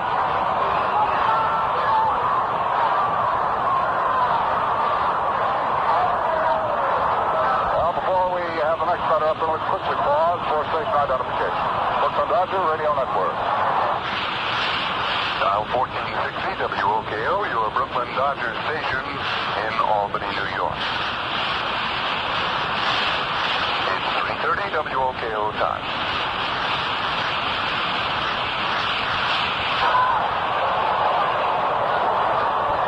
Pittsburgh's batter, the 9th man up, Bill Mazeroski, takes a strike. Runners at second and third. Levine delivers. Mazeroski takes a curve at the knees. Strike 2. First base is open.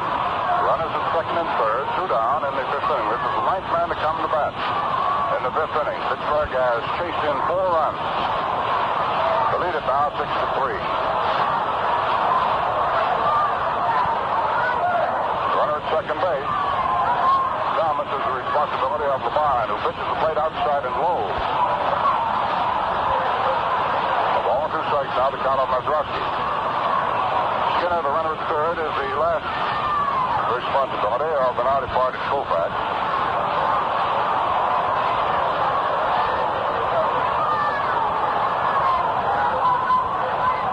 The end of 5 innings, Philadelphia leads New York.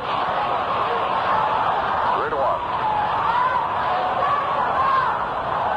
Delivers 1-2, and the pitcher swung on and looped out into very short left center field. Going back is Johnny Neal to make an over the shoulder running away catch. Well, that does it. In the 5th inning, it was a big one for Pittsburgh. Pick up 4 runs on 4 hits. No errors. There were 2 men left on. At the score at the end of 4.5 innings of play, it is Pittsburgh 6, and the Brooklyn Dodgers have 3. Here's the last of the 5th inning. Pirates 6, Dodgers 3. Jim Gilliam coming up and right back to Al. Well, when this ball game started, in the early stages of it, it looked as though Ronnie Klein wouldn't be around very long. But he's not only around, he's ahead. Pittsburgh leads at 6-3, and Klein is now ready to pitch to Jim Gilliam to start things in the last half of the 5th inning. Gilliam is 0 for 2.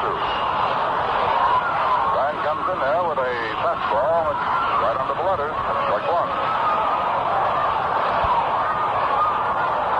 6 runs, 7 hits for Pittsburgh. 3 runs, 3 hits for Brooklyn. Slide back to the plate to Gilliam. Slaps at it, hits a bounding ball to second. Mazeroski doubles it up, fires to first base, and Gilliam goes down. On the way in the bottom of the 5th inning, Gino Cimoli making his first appearance of the afternoon after having taken over defensively for Carl Perillo in the 5th inning. Cimoli batting at .303 with 9 home runs and 44 runs batted in.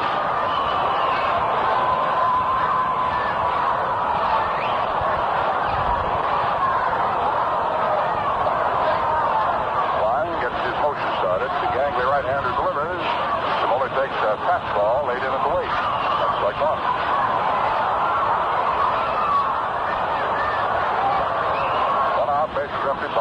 2.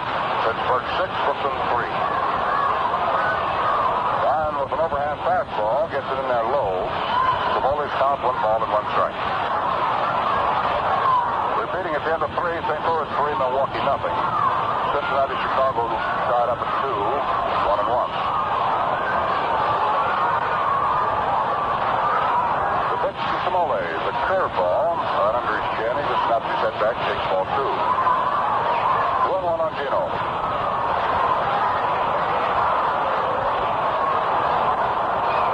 Ryan back to action on the 2-1 count. Fires fastball and then trips up the middle. Back out shortstop. Grote has the ball bounced away from him. He can't make a play as Simone gets on at first base on Grote's fielding error.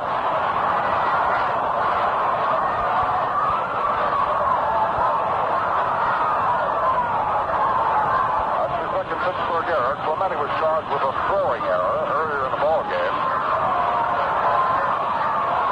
John Grote's charged with a fielding error. The batter is Rich Snider. 1 out, 1 on here in the 5th inning. Snider has doubled his walk. So he's 1 for 1. Hitting at 282. Ryan has his troubles through him now as he pitches plate to Snider. Swings on a big let-up curve and doesn't get it. That's strike 1.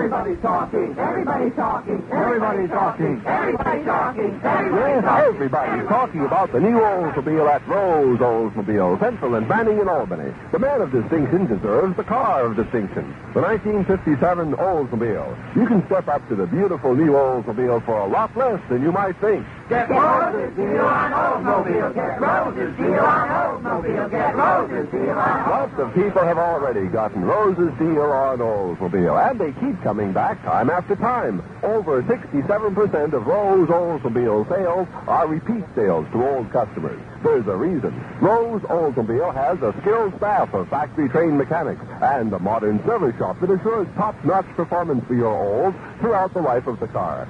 Low price on initial purchase, guaranteed service satisfaction, 100% dealer reliability. That's why everybody's saying, Get Rose's deal on Oldsmobile. Get Rose's deal on Oldsmobile. Get Rose's deal. Rose Oldsmobile, Central and Manning in Albany.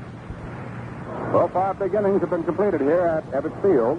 And as we go to the top of the 6th inning with Burton coming on, we see that Pittsburgh has 6 runs, 7 hits, and 2 errors, and Brooklyn 3 runs, 3 hits, and no errors. Thank you, Al. Hi, everybody. Bill Verdon has walked in single, batting .261. Levine sends in the sinker, a little low, ball 1. Verdon foils and Klein, the way the Pirates should do up here in the 6th. Levine comes back 1-0, and the pitch is tapped slowly halfway to the mound. Levine down to field it and gets his man. 1 up, 1 away.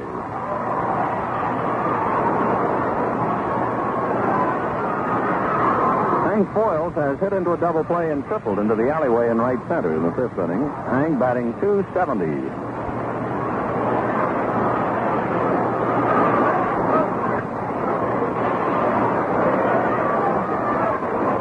Lucky Strike blowing smoke rings to you from Ebbets Field in Brooklyn. Wishing you the very best wherever you may be. Levine's fastball in for the strike on 1. Lovely day in New York. And the prospect of fine weather for tomorrow's doubleheader. Bob Friend and Charlie Douglas. Probably Magley and Craig for Brooklyn. Pitch is outside. 1 ball, 1 strike. Pirates 6, Dodgers 3 in the 6th inning. Nothing new out of Milwaukee at the end of 4 1/2. Cardinals 3, Braves nothing.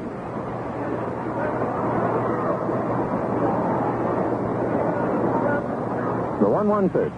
Curveball cut on and missed. 1-2.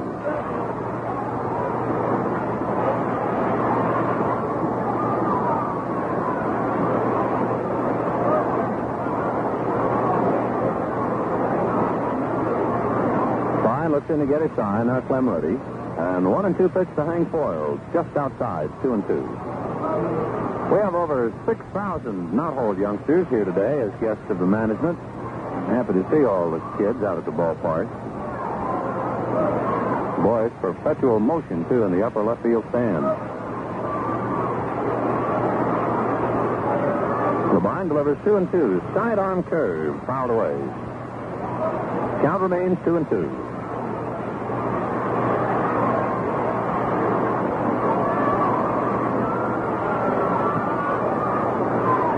The Cardinals did not score in the 6th inning. So now at the end of 5 1/2 innings of play. Cardinals 3, Milwaukee nothing. Larry Jackson and Lou Burdett. Cardinals snapped a 9-game losing streak last night. And in winning, broke a Milwaukee 10-game winning streak.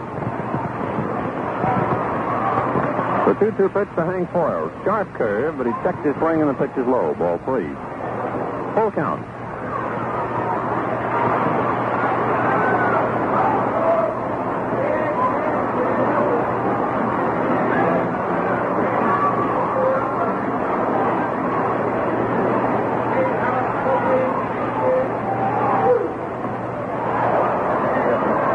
In there, call strike 3.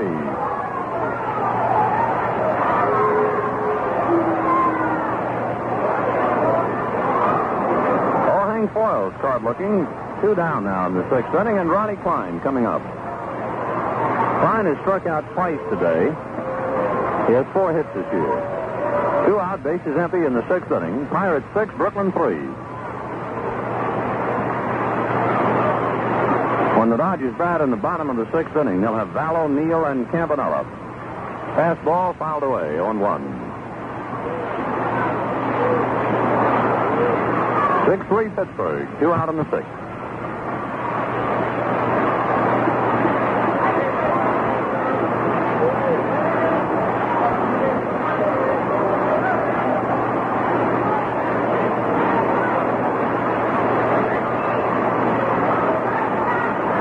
To his windup, and the strike 1 pitch. Fastball, foul to the plate, 0-2. Thing is Campanella right in the chest protector, right in the middle of the chest. It shook him up.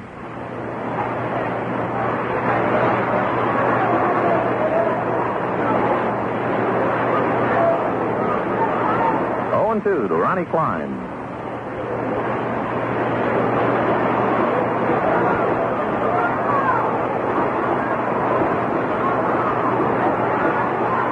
Strike 2 pitch to Ronnie.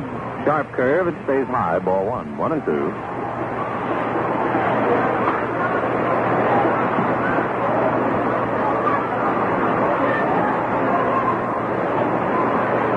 Klein trying to squeeze a wrinkle into that ball. Klein just waiting. Now Clemente. And 1-2 pitch. Sidearm curve. High and away. 2-2.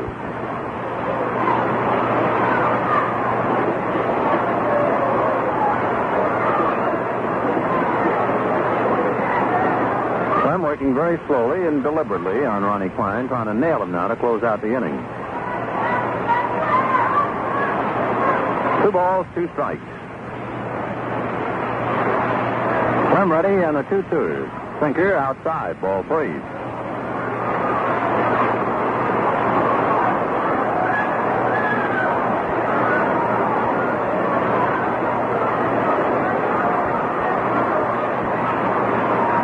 Labine delivers 3-2.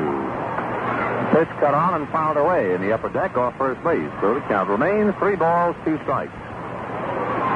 Sandy Koufax started when 4 2/3 and had to come out. All 6 runs charging in Sandy. Ronnie Klein has had some rough luck this year. He has 3 wins and 15 defeats. He's still in there for Pittsburgh. 3-2 pitch to Mr. Klein, and it's rat foul into the seats off first base.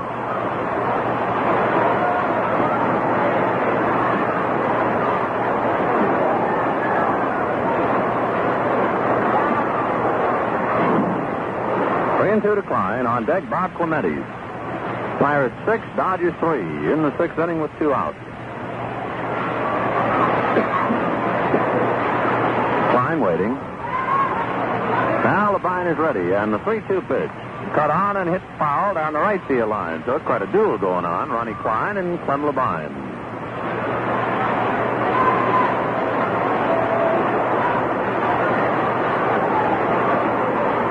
Hope you'll be able to make your plans and be with us tomorrow for the doubleheader. Plenty of seats for it. Weatherman says it's going to be fine. And you can also play a game of scoreboard out here and watch the Cardinal-Milwaukee doubleheader. 3-2 pitch is taken at the knees, called strike 3. So Ronnie Klein, for the 3rd time today, strikes out. Levine strikes out 2 men now. For the Pirates in the 6th, they go out in order at the end of 5.5 innings of play. Pittsburgh 6 and Brooklyn 3. Now let's get over to Al. Well, baseball experts, here comes another Lucky Strike baseball quiz. But first, a moment to relax and light up a light smoke. A better tasting Lucky Strike. Yes, sir, fine tobacco alone tastes right. And Lucky Strike means fine tobacco. All fine tobacco, naturally like good tasting tobacco. That's toasted, tastes even better. So light up a light smoke. Light up a Lucky. You'll say it's the best tasting cigarette you ever smoked. Now, here's our Lucky Strike baseball quiz. Who holds the modern Major League record for the most innings pitched in a season? Who holds the modern Major League record for the most innings pitched in a season? Well, the answer is in 1908, Big Ed Walsh of the Chicago White Sox pitched 464 innings for the modern Major League record.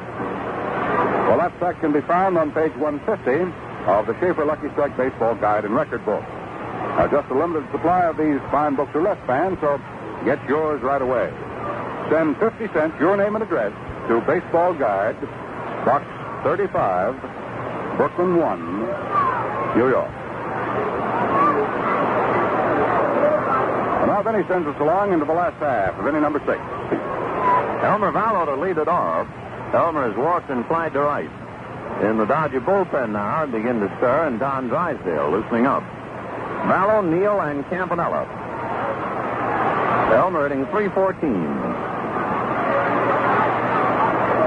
6-3 Pirates, bottom of the 6th inning. Vallow settles in the hitter's box, and Klein ready to pitch.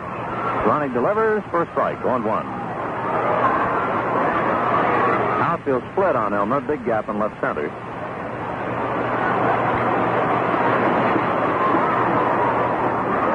Klein ready, and the strike 1 pitch. Cut on and hit down to Bill Mazeroski, who just waits for it to come to him and then throws to first. 1 up, 1 away.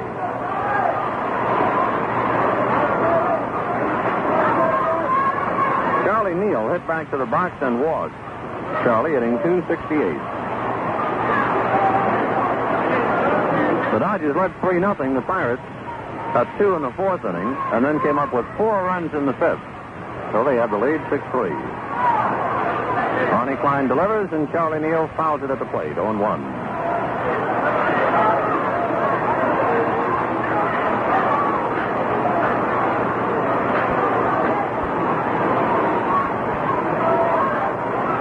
Klein ready. Strike 1 pitch to Neal.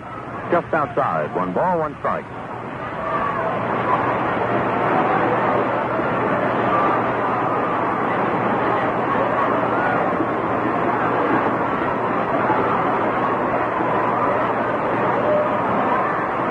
To Charlie Neal. Fastball that misses. Ball 2. 2-1. Magley and Craig, Friend and Douglas in the doubleheader tomorrow.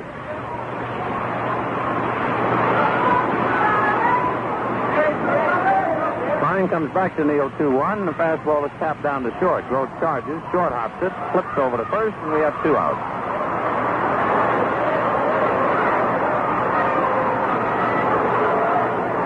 Campanella is 2 for 2. Hit a home run with Elmer Vallow aboard in the 2nd inning and got a bad bounce single off Dick Grote's glove in the 4th. Campy 2 for 2, batting .243.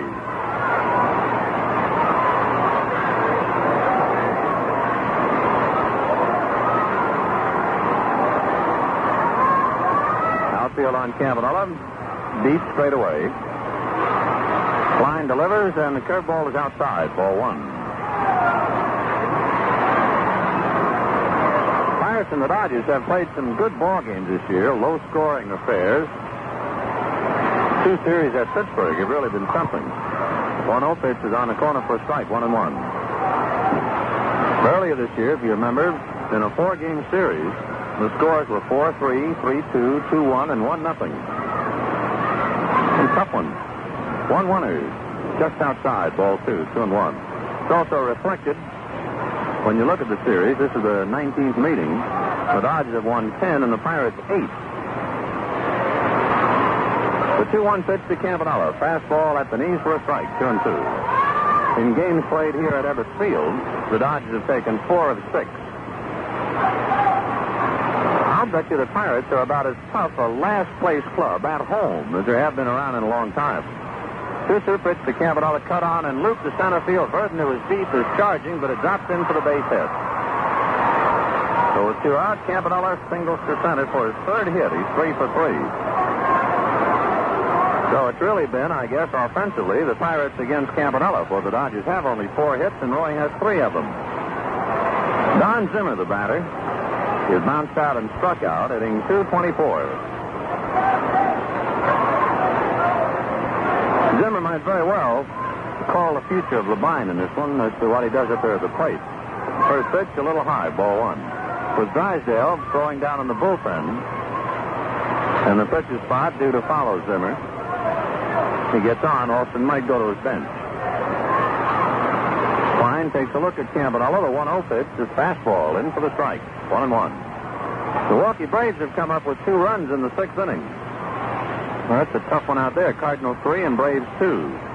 The end of the 6th. Red Candy hit a home run with a man aboard to get the 2 over in a hurry. The 1-1 to Zimmer. Fastball, a line drive on a bounce into center field for the base hit. Campanella stops at second. Roy is not running well at all. I don't know whether he just decided he wouldn't take a turn or if that toe of his is bothering him, but he was kind of running very gingerly down toward second. All right, Zimmer singles. Campanella goes to second, and Rube Walker will hit for Clem Labine.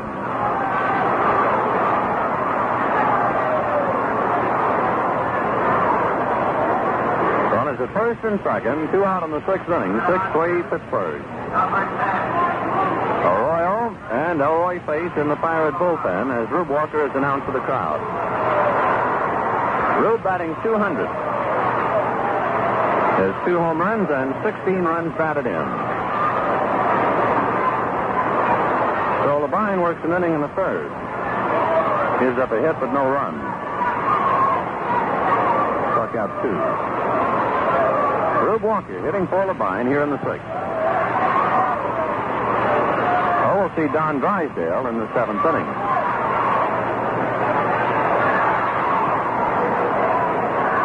Ronnie Klein in a jam now, just staring in to get his sign. Rube Walker waiting. Check of the base runners, a pitch to the plate, and Walker takes low, ball 1. On deck, Jim Gilliam.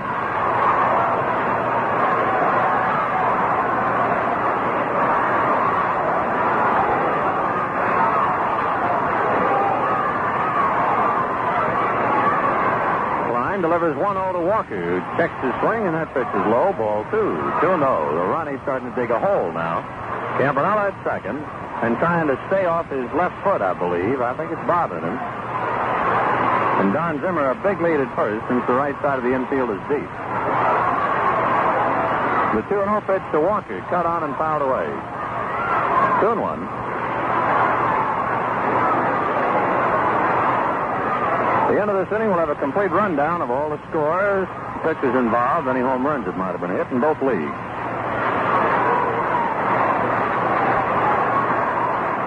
Two and one, the count to pinch hitter Rube Walker. 6-3 Pirates, 2 out in the 6th inning. Klein up on top, now ready, and the 2-1 pitch. Walker swings and fouls it away, 2-2. We have the paid attendance for you, 6,830, 6830. 1,835 ladies, 6,000 not old youngsters, so all told, 14,665. deuces up here in the sixth inning. 6-3 Pittsburgh. Campanella off second. Zimmer a big lead at first.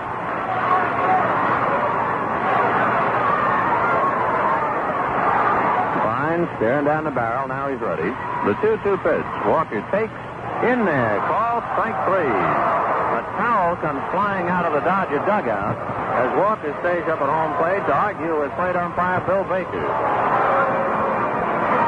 Walker is caught looking at a third strike, and for the Dodgers in the sixth inning, no runs, 2 hits, 2 men left on.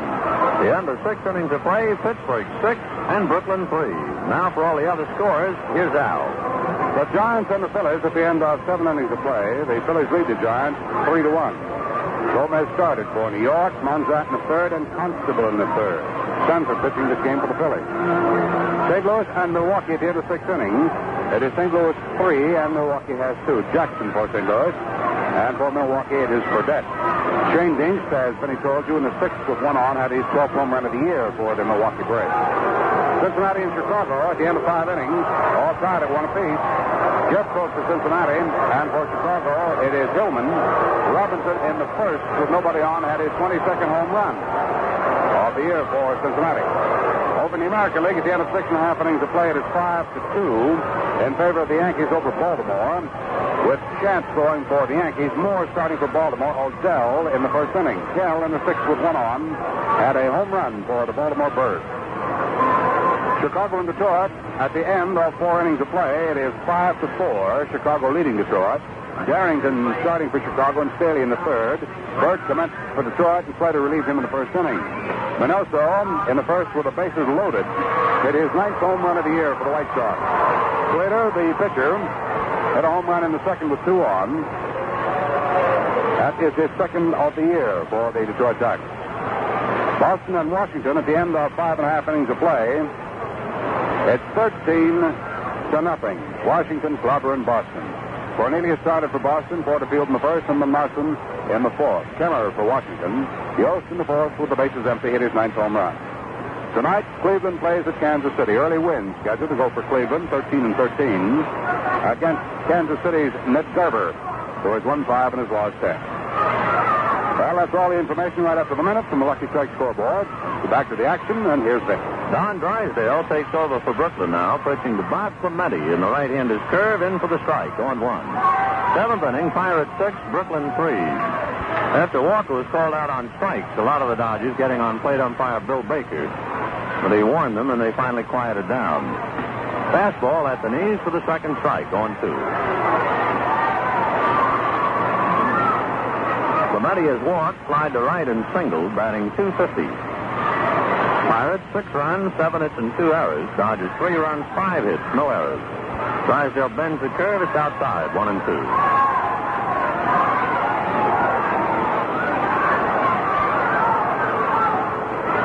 Keep an eye out on that Cardinal-Milwaukee ball game for you as soon as we have anything further to report. At the moment, the end of 6, it's 3-2 Cardinals. Drysdale bends at the waist to get his sign. Now the lanky right-hander ready.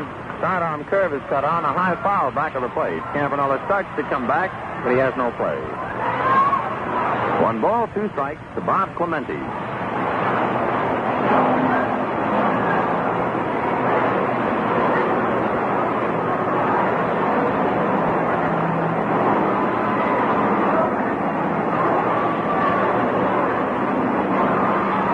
Freeze and Gross, the way the Pirates hit here in the 7th.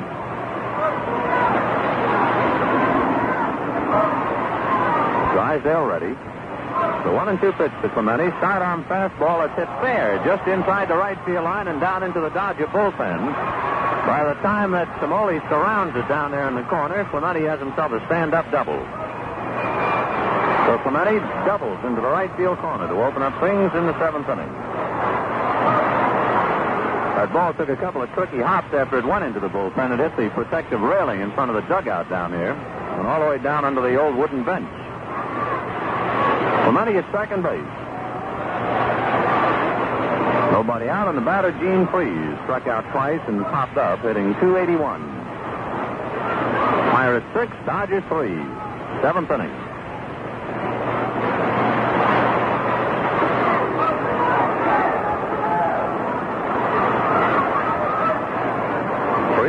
2-1. Drysdale ready and delivers Dean around a bunt, then withdraws the bat, and the pitch is in for a strike, 0-1.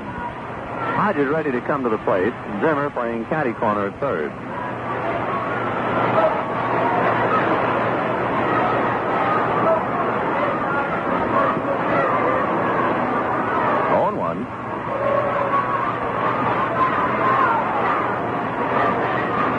Drysdale has a sign, now turns on the rubber. Checks second, and the strike one pitch. Freeze does bunt it. Drysdale down along with Zimmer. They bump together, and there won't be a play made.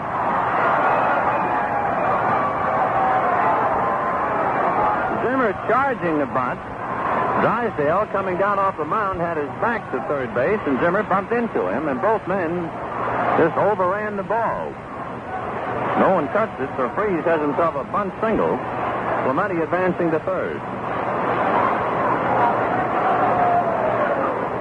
Runners at first and third with nobody out. The batter, Dick Grote, hitting .332.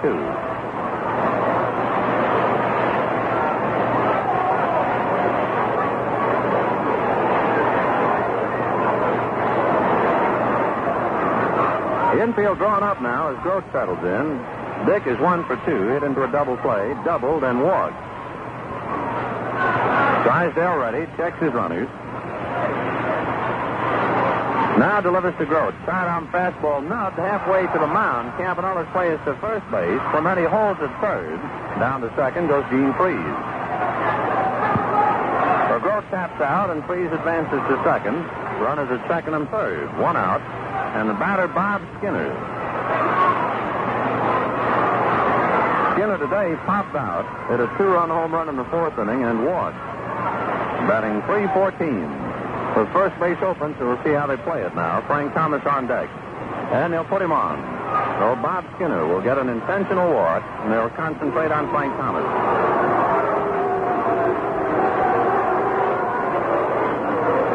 Drysdale serves up his second wide one.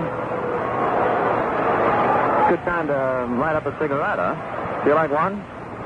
Try a light smoke. Try a lucky strike.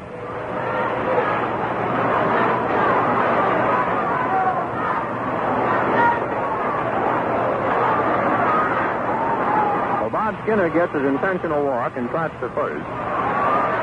Gene Freeze at second. Bob Clemente at third. One out in the seventh inning. Pirates 6, Dodgers 3. And the batter, Frank Thomas. Frank is bounced out and singled and doubled.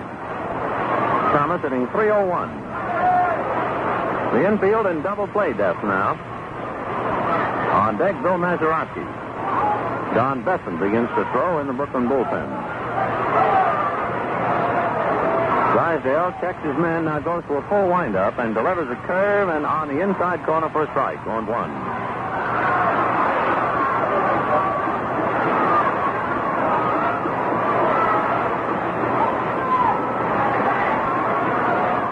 Three Pirates are trying to get some more here in the seventh. Drysdale trying to keep them away. Down to his windup, and the strike one pitch. Curveball, cut on and missed, 0-2. The Cardinals did not score in the seventh. The Braves are at bat in the bottom of the seventh, and the Cardinals lead 3-2.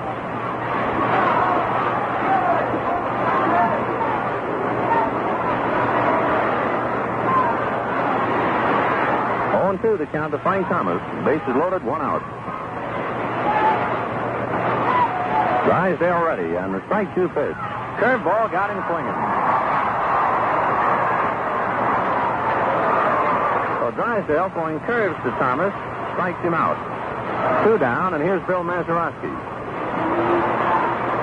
Mazeroski struck out, hit into a fourth play, and popped up. Batting .289.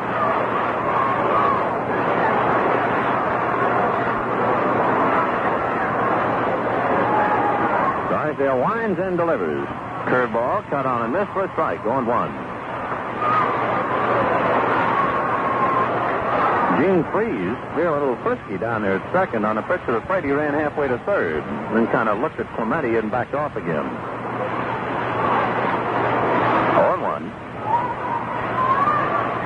Drysdale delivers the strike one pitch, and the curve is fouled away outside of first. 0-2.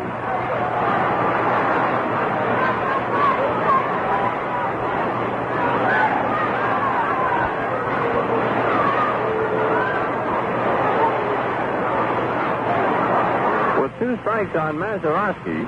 Walter Olson is calling his outfield, in particular Duke Snider, to come up and play a little more shallow. Mazeroski beat Brooklyn a ball game at Ford Field, looping one into center. Strike 2 pitch. Curve in the dirt. Blocked nicely by Campanella. 1 ball, 2 strikes. Pirates 6, Dodgers 3. 2 out in the 7th inning. The Bucks have the bases loaded. Bob Skinner at first. Gene Freese at second. Bob Clemente at third. 1 and 2 to Mazeroski. The Gilliam, Samoli, and Snider when the Dodgers hit in the bottom of the 7th.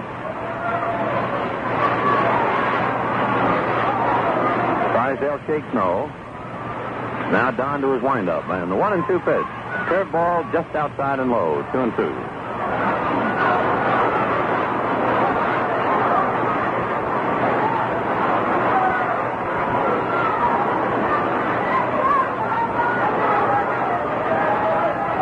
Milwaukee did not score in the 7th.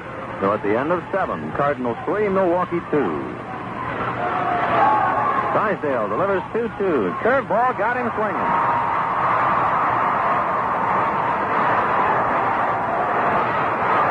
Don Drysdale, with the bases loaded and 1 out, strikes out Frank Thomas and Bill Mazeroski. The end of 6.5 innings of play. It remains Pirates 6 and Dodgers 3. And before we get to the bottom of the 7th inning, let's listen to Al. Well, the lucky 7th. Time for all the hometown fans to stand up and be counted. Well, I guess I'll do likewise. Stretch way out. Oh, does that feel good? Lucky strike means fine tobacco, and fine tobacco alone tastes right. That's great. You know, that's why they say Lucky tastes better. Friend, light up a light smoke. Light up a Lucky. You'll say it's the best tasting cigarette you ever smoked.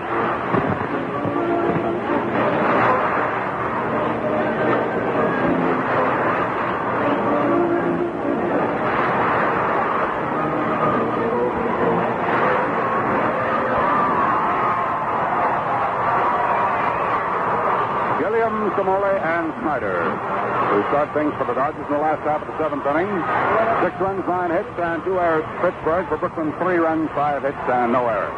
Back to the action. All set, Vin? Right, Al. Jim Gilliam has flied to center and twice bounced out, batting .249. Gilliam, Samole, and Snider, bottom of the 7th. The Pirates leading 6-3. Gene Freese playing way inside the bag at third, right on the grass. Klein delivers. Gilliam takes outside and high. Ball 1. 1-0.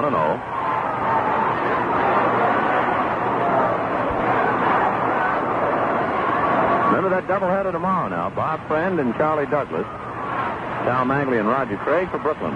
Fastball fouled away. 1-1.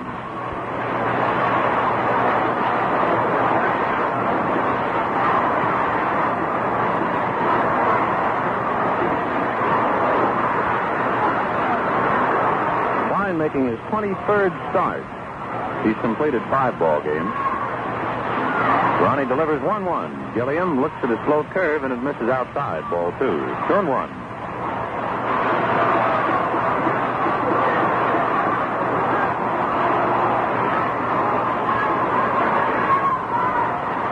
Pitch to Junior. Fastball in there. 2-2. And Gilliam, mad now, walks away from the batter's box. His jaws are working. He goes over to get the rosin bag from the on-deck batter, Gino Samoli. And now some voices out of the Dodger dugout, and here comes Bill Baker, and I think somebody's going to get the boot. Walter Alston comes out and starts to argue to Baker, but I think somebody's been chased.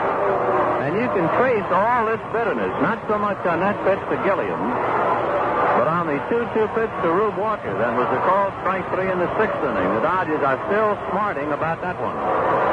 And this finally erupted here in the 7th, and we'll see if somebody's been chased. It appeared so. Austin going back into the dugout. Haven't seen anybody get up yet, so it might just have been a warning. No one has moved. The 2-2 pitch now to Jim Gilliam. Fastball foul back. Count remains 2-2. Boy, ball players have memories like elephants. They can remember a call from weeks ago. The 2-2 pitch, a curveball, hit down to Groth's left. Dick is up with it, throws over to first in time. One up, one away. Get a station break in right now. This is the Brooklyn Dodgers Radio Network. Dial 1460 WOKO, your Brooklyn Dodger station in Albany, New York. It's 10 minutes past 4 o'clock, WOKO time.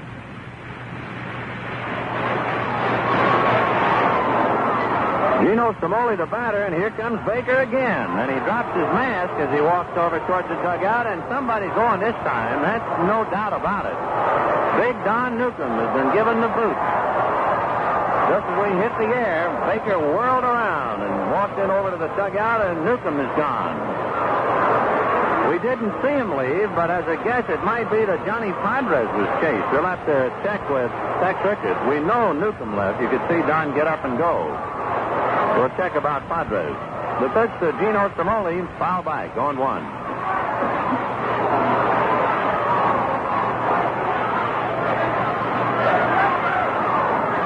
Well, the Dodger bench boiling, and Newcomb has been kicked out.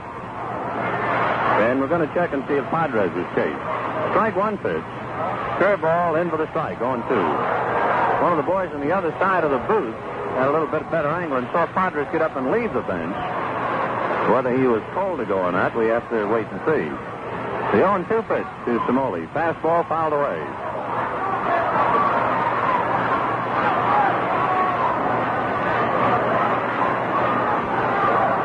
One out, bottom of the seventh. Pirates 6, Dodgers 3. The 0-2 pitch. Curveball cut on and missed, and down goes Smoley. So Ronnie Klein has retired two men here in the seventh inning, leading 6-3, and facing Duke Snider now. Snider's doubled, walked, and fouled out, batting .281.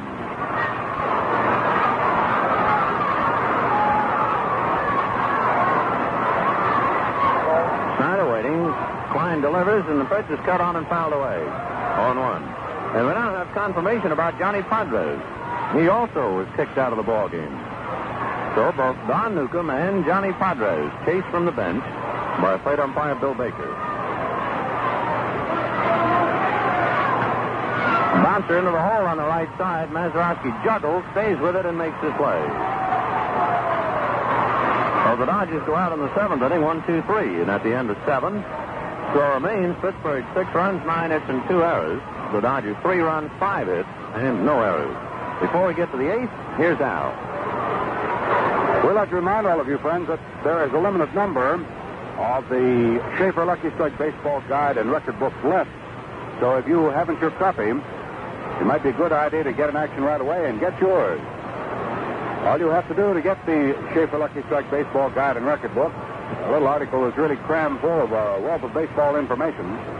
Just send 50 cents, your name and address, to Baseball Guide, Box 35, Brooklyn 1, New York. That's 50 cents, your name and address, to Baseball Guide, Box 35, Brooklyn 1, New York. You'll be glad to have that Schaefer Lucky Strike Baseball Guide and Record book. Saves you an awful lot of time and many times an awful lot of argument. There's quite an argument going here at Ebbets Field, 6-3 in favor of the Pirates right now as we move to the top of the eighth inning. The last third of the Pirate batting order, it's Bill Burden stepping up. Come on, Ben.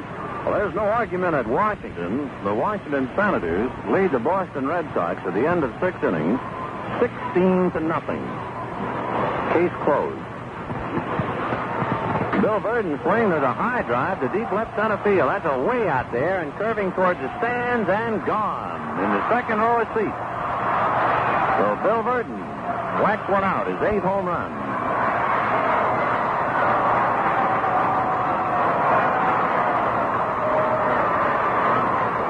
Oh, that makes it Pirates 7, Brooklyn 3. We pick up another 1,000 free Luckies to be sent to the Veterans Hospital at Northport, Long Island. 7-3 Pittsburgh in the 8th.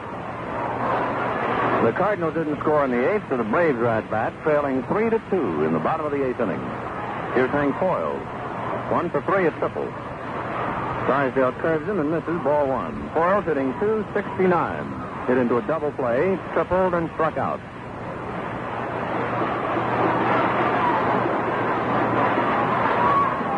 The 1-0 pitch, fastball, grounded down to Neal. Charlie up with it cleanly, makes his play to Hodges in time for the out.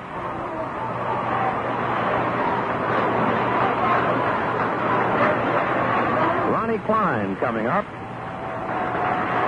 Ronnie has had a gritty performance. He gave up 3 runs in the first 2 innings. The only time in today's ball game he has retired the Dodgers in order was in the 7th inning. He's hung in there, and he's leading 7-3 here in the 8th inning. Klein with 4 hits this year. Drysdale's fastball is in for the strike on 1. From the Dodgers bat in the bottom of the 8th, they'll have Hodges, Vallow, and Neal.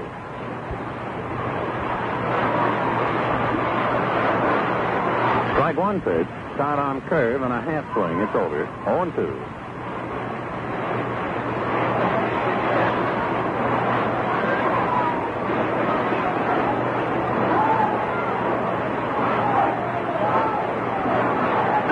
Drysdale delivers a strike 2 pitch, and the curve is low. Ball 1. 1-2.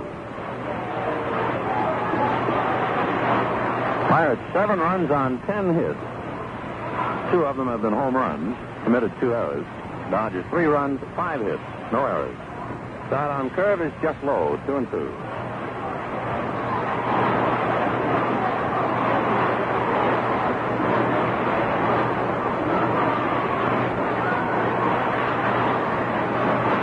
Drysdale delivers. Fastball fouled away outside of first. Hodges running it down. 2 balls, 2 strikes.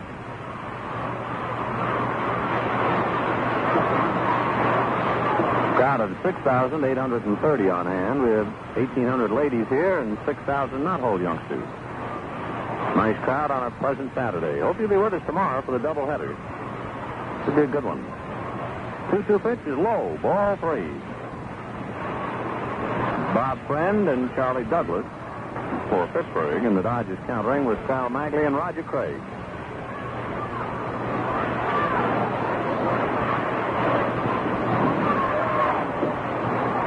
Drysdale delivers 3-2. Fastball is in there, and for the 4th time today, Ronnie Klein has struck out.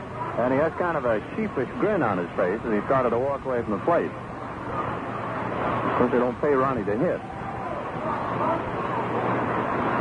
2 down, and the batter, Bob Clemente, batting .253. Bob is a single and a double in 3 at-bats. He knows also a walk. 7-3 Pirates, 2 out in the 8th. Drysdale delivers, curveball, cut on and missed, 0-1.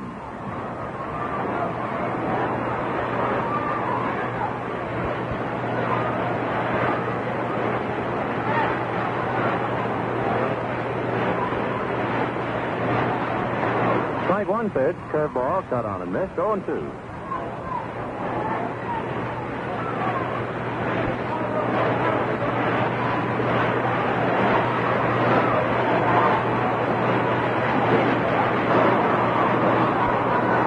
Waiting 0-2.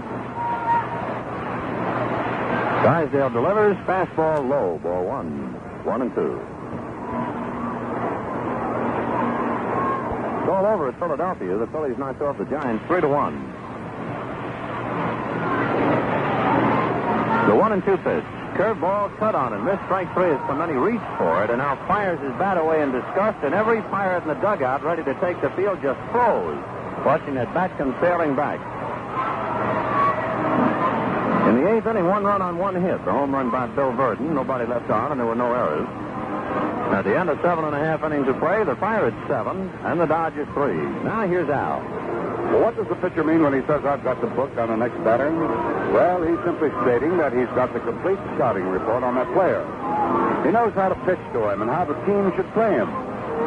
Well, now, fans, if he said he's got the book on real smoking enjoyment, he's discovered the better taste of Lucky Strike. Fine tobacco alone tastes right. And LSMFT. Lucky Strike means fine tobacco all the way through. Naturally light, naturally good tasting tobacco that's toasted to taste even better. So, friend, Light up a light smoke. Light up a Lucky. Enjoy the best tasting cigarette you ever smoked.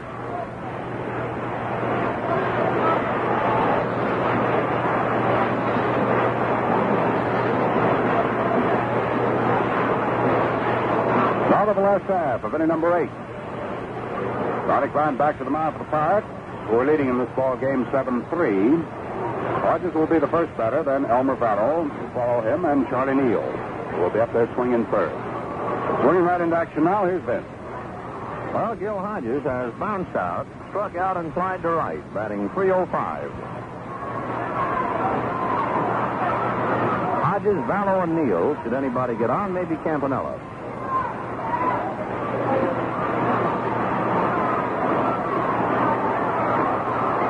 Hodges staring at his bat to see if there are any chips in it. Now gets in the batter's box, and we're about ready. Klein winds and delivers. Ronnie's first pitch is over for the strike, 0-1.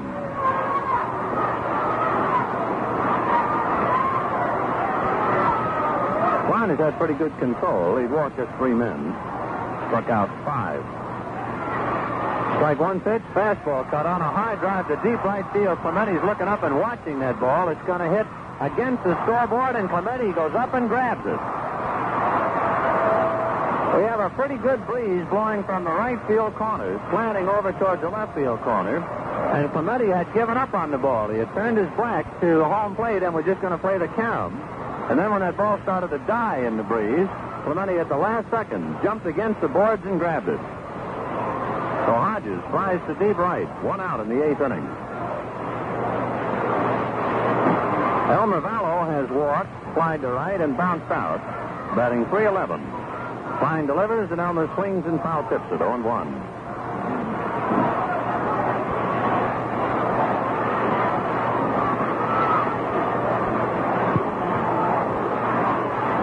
Milwaukee Braves have come up with a run in the 8th inning to tie it out there. So Milwaukee with 2 runs in the 6th inning, 1 in the 8th, now tied the Cardinals 3-3. The strike 1 pitch to Vallow, taken in there, 0-2. 7-3 Pittsburgh, bottom of the 8th inning, 1 out. On deck, Charlie Neal.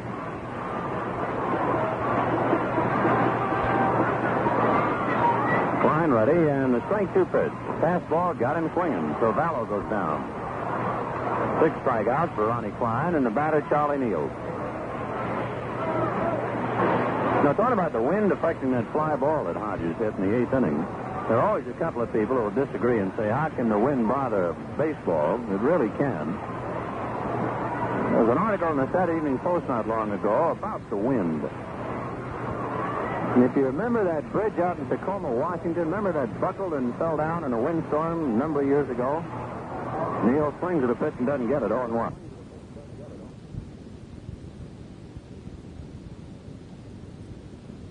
At the end of 7.5 innings of play, the Pirates 7 and the Dodgers 3. Now here's Al.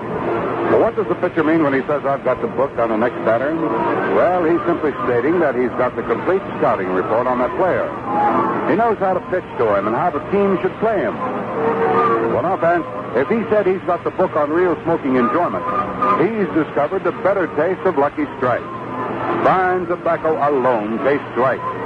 And LSMFT. Lucky Strike means fine tobacco all the way through. Naturally light, naturally good tasting tobacco that's toasted to taste even better. So, friend, light up a light smoke. Light up a Lucky. Enjoy the best tasting cigarette you ever smoked.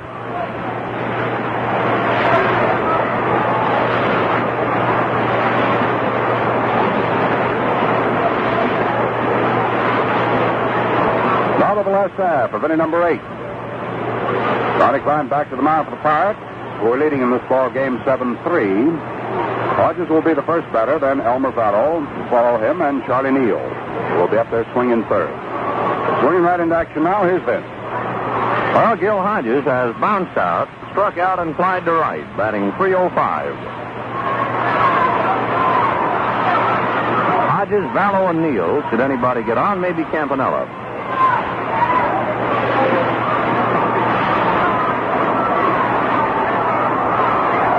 Hodges staring at his bat to see if there are any chips in it.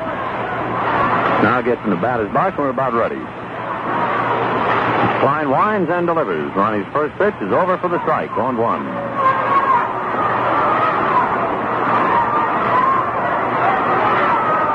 Klein has had pretty good control. He'd walked just 3 men.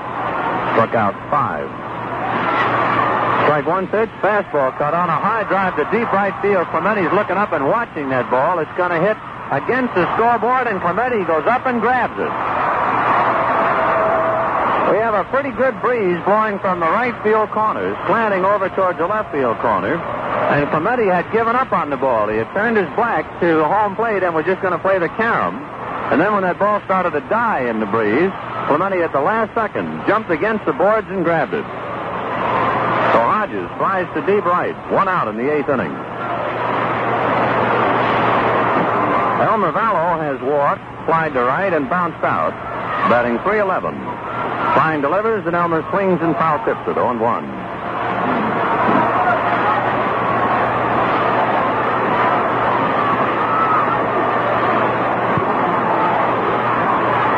Milwaukee Braves have come up with a run in the 8th inning to tie it out there.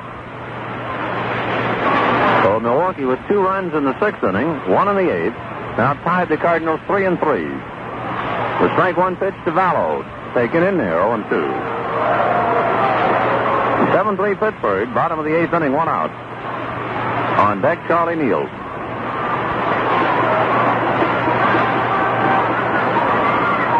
Klein ready, and the strike 2 pitch. Fastball got him swinging, so Vallow goes down. 6 strikeouts for Ronnie Klein, and the batter, Charlie Neal. Now, thought about the wind affecting that fly ball that Hodges hit in the 8th inning. There are always a couple of people who will disagree and say, how can the wind bother baseball? It really can. There was an article in the Saturday Evening Post not long ago about the wind. And if you remember that bridge out in Tacoma, Washington, remember that buckled and fell down in a windstorm a number of years ago? Neal swings at a pitch and doesn't get it, 0-1. Well, we figured it must have been quite a wind to blow a bridge down. In the article, they explained the wind was only 40 miles per hour, and it blew that monster down. Strike 1 pitch is up high, 1-1. It doesn't take much of a breeze to affect a little baseball.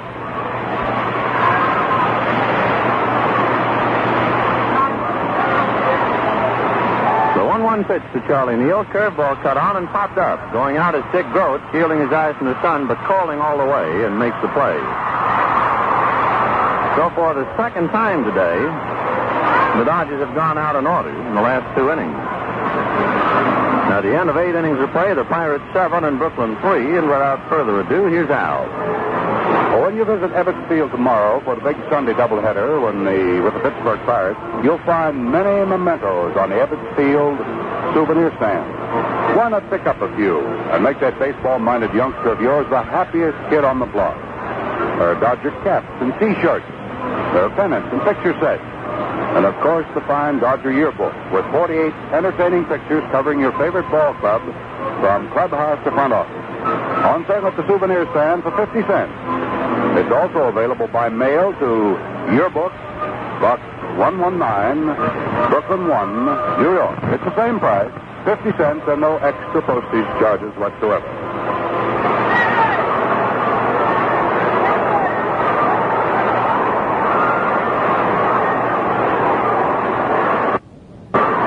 At the end of 8 innings, the Pittsburgh Pirates are leading the Brooklyn Dodgers 7-3. Pirates coming to bat now in the top half of the 9th inning. It'll be Freese, Groat, and Skinner in that order, facing Don Drysdale, the third of the Brooklyn pitchers this afternoon.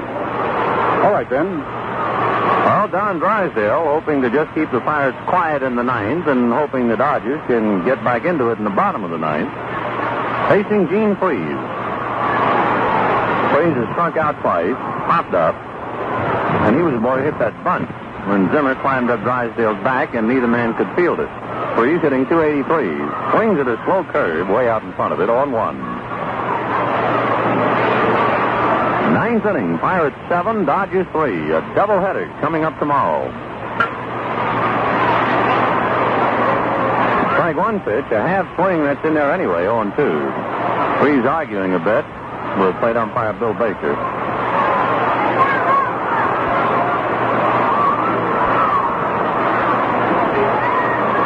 0-2. Drysdale has a sign. Now the strike 2 pitch. Sidearm fastball that jumps out of Campanella's glove. Ball 1. 1-2.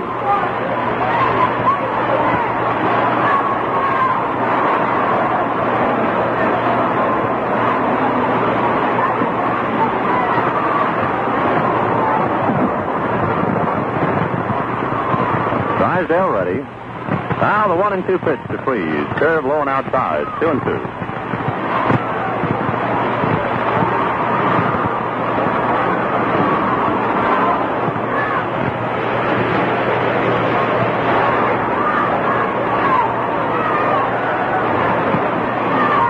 Drysdale ready and the 2-2 pitch. Sidearm curve low. Ball 3. Full count to Gene Freeze.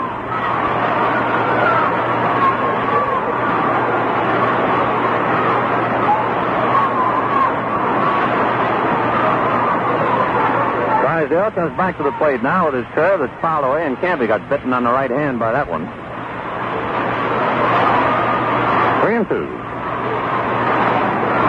The end of 8 innings. The Cardinals 3 and Milwaukee 3. Don McMahon is now pitching in the 9th inning for Milwaukee. It's conceivable, however, that Haney had hit for Burdette when the Braves got that run in the 8th inning. 3-2 pitch to Gene Freeze, goes behind him and all the way back to the backstop. Freeze is bewildered in the batter's box and now turns and goes to first. That pitch got away from Drysdale so much so that Freeze wasn't sure what had happened. I'll bet you the ball was at least 4 feet behind Freeze and all the way back to the backstop. On a 3-2 pitch, you know that one slipped. Freeze just stood in the batter's box. So amazed at that one. Ball 4. Without any doubt. Dick Grode has hit into a double play, doubled, walked, and tapped out. Hitting .331.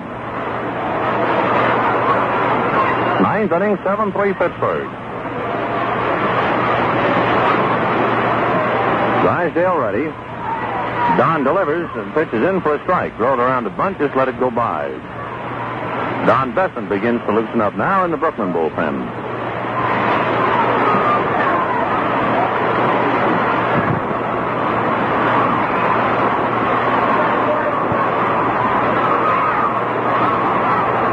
Drysdale delivers 0-1. The fastball fouled away. 0-2. Trickling on over into the Dodger dugout. Pirates 7, Brooklyn 3. 9th inning. Gene Freeze at first base. Nobody out. Count to Grote. No balls. 2 strikes. Lucky Strike sending it all to you.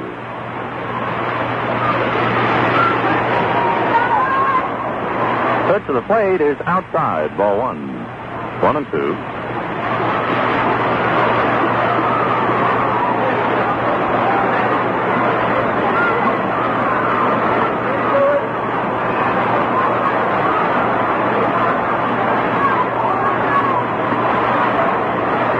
Throw to first. Gene Freeze back. Road waiting with the count 1 ball, 2 strikes. Drysdale delivers, sidearm fastball, a line drive base hit to right field. Smoley up with the ball. Freeze holds on at second.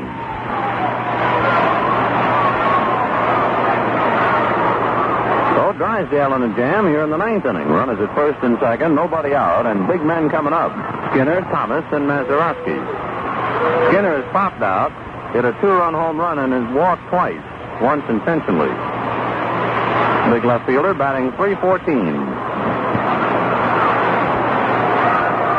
Dodge is figuring that Skinner might be punting. Hodges even with the bag, and Zimmer playing a little sideways out there at third. Drysdale shakes no. Looks to his runners and delivers. Skinner, however, takes a full swing and doesn't get it. 0-1.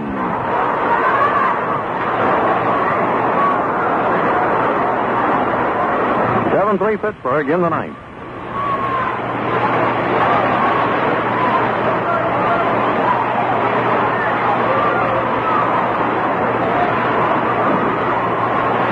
Drysdale checks. Strike one pitch to Bob Skinner. In there for the second strike. He started to flick at it and then checked, but the pitch was over. 0-2.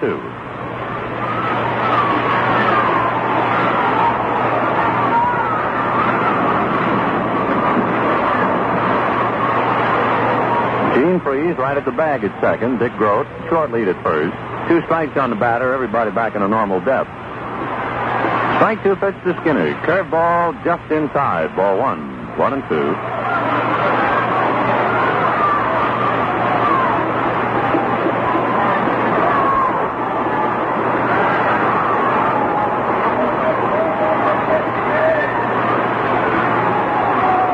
Drysdale delivers, and the pitch is cut on and whacked down the left field line, and it's going foul. 1-2.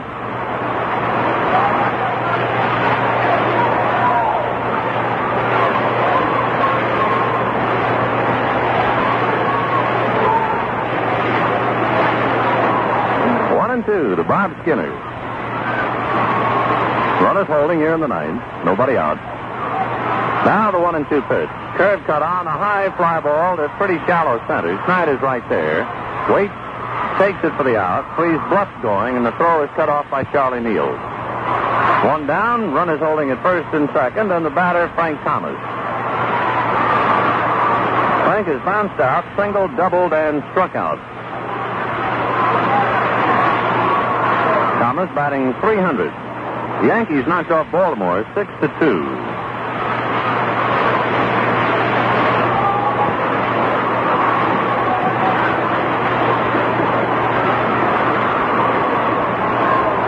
When the Dodgers bat in the bottom of the ninth, they're due to send up Campanella, Zimmer, and Drysdale spot. Drysdale delivers, sidearm curve, gets it over for the strike. 0-1.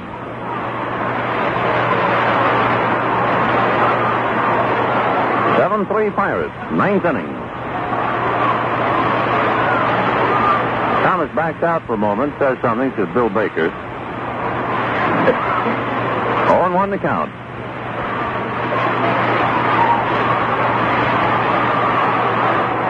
Drysdale turns now, checks his runners. And the strike 1 pitch, sidearm curve, cut on and missed, 0-2.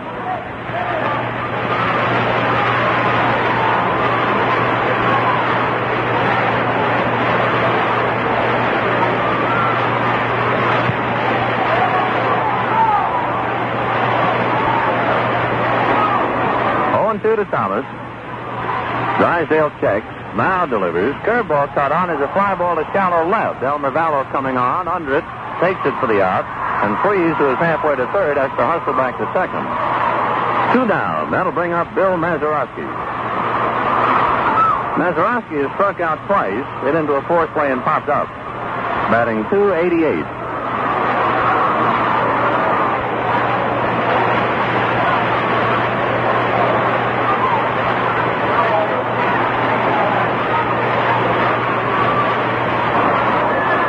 Drysdale ready and delivers, and the curveball on the inside corner for a strike, 0-1. 2 out, 9th inning, 7-3 Pittsburgh. Gene Freeze at second, Dick Grote at first.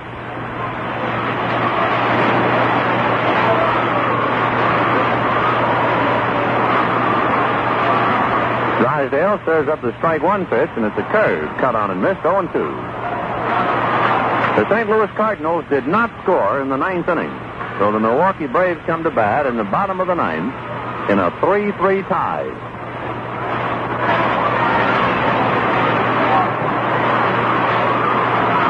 Freeze dancing off the bag at second. Drysdale just turns and bluffs him back.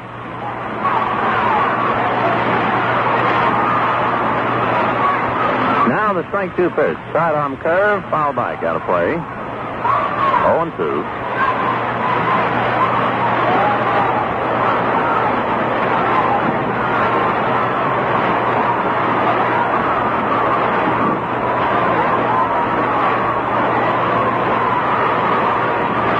Drysdale's ready. Checks his runners. Freeze still dancing. The strike 2 pitch. Sidearm fastball bounced down to Gilliam. It's easy for Jim to grab the ball and step on the bag for the fourth. For the Pirates in the ninth inning, no runs, one hit. They leave two men. There were no Dodger errors. And at the end of 8.5 innings of play, Pittsburgh 7 and Brooklyn 3. And before we get to the bottom of the ninth inning and find out about Campanella, Zimmer, and Drysdale's spot, let's listen to Al. Well, are you all set for the last half of that ninth inning? Well, you are if you've got plenty of luckies on hand. And if none are handy, make a dash for a fresh pack. Good idea? That's a great idea. Man, there's no better cigarette than a Lucky. You know why? Because fine tobacco alone tastes right. And a Lucky is all fine tobacco. Light tobacco that tastes good from the start. And then it's toasted to taste even better. You'll know what I mean just as soon as you put a light to a Lucky. Say, how about it right now? See, it's just about, it's about 4:35 here at Brooklyn. That's light-up time. Time to light up a light smoke. Light up a Lucky, the best tasting cigarette you ever smoked.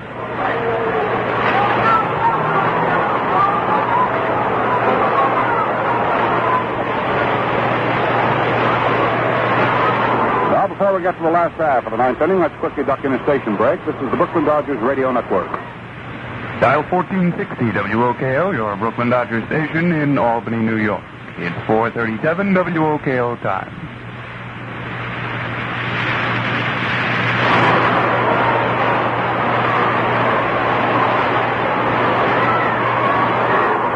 Last of the ninth inning, 7-3 Pirates. Roy Campanella first up.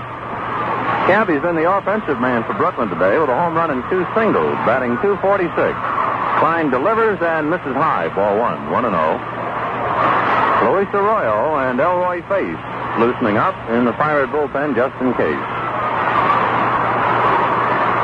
Ronnie Klein delivers 1-0 to Campanella, gets it on the inside corner for a strike, 1-1. Roy Campanella, Don Zimmer, and then we'll see about Drysdale.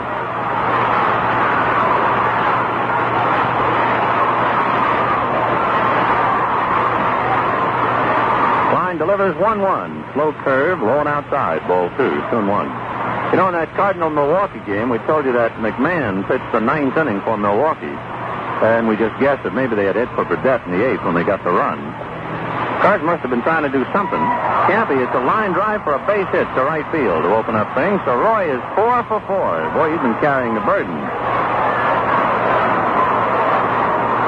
The Dodgers have 6 hits of Ronnie Klein, and Campanella has 4 of them. We'll see if we have a runner now for Roy. He's looking around as if expecting someone to take his place. Johnny Roseboro is way down in the bullpen, and they're calling him in, I believe, to run for Campanella. So Roy, with 4 for 4 today, comes out, and Roseboro will run for him. For the Cardinals, we guess, it's just a long-range guess, must have been up to something in the ninth, even though they didn't score, for Warren Spahn had to come on and relieve Don McMahon.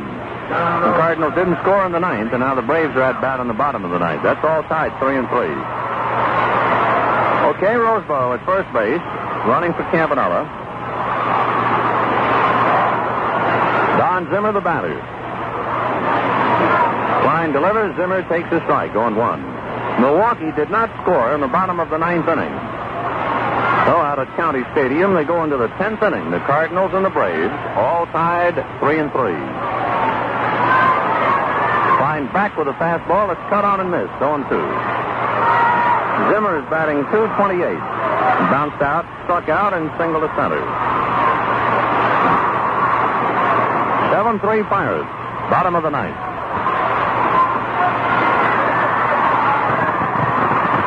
Klein set, the strike 2 pitch, fastball that's hit down the right field line, slicing foul and out of play.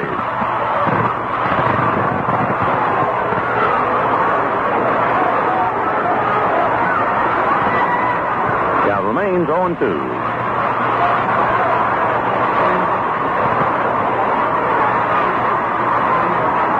Serves, and Zimmer, it's a fly ball in the very shallow right center. Clemente coming over, under it now, takes it for the out, and Roseboro gets back to first. 1 out.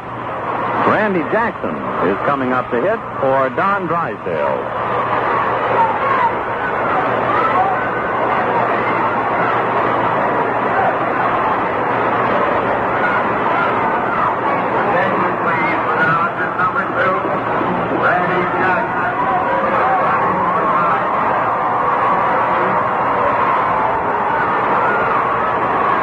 Randy batting .224. He has 1 home run, 12 runs batted in. Klein delivers. Jackson takes a strike, 0-1.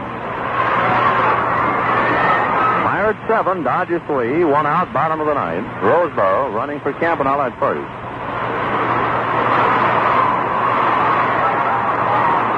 Jackson swings at the next pitch, doesn't get it, 0-2.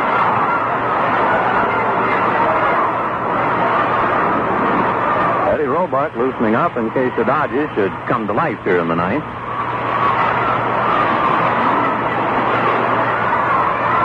Strike 2 pitch is cut on, a drive into right center, but Clemente's right there. Takes that one. Back to first comes Roseboro. 2 out. So the Dodgers, with 1 out left to them, have Jim Gilliam coming up. Junior 0 for 4, batting .249.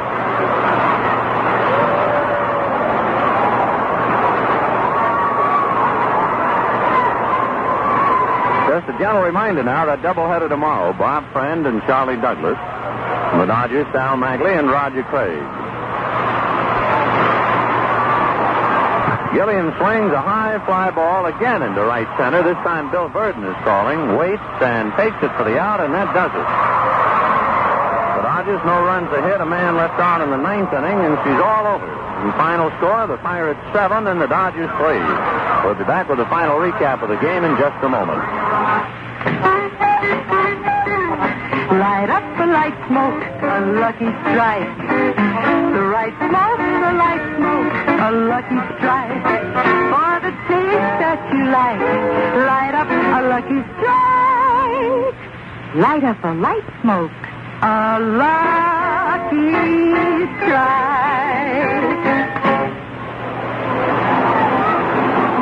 Your final totals for this afternoon's Pittsburgh win over the Brooklyn Dodgers. For the Pirates, 7 runs, 11 hits, 2 errors. They had 8 men left on here as Ronnie Klein goes the full distance and picks up his 4th win of the year, the first at the expense of the Brooklyn Dodgers. He's now 4-15.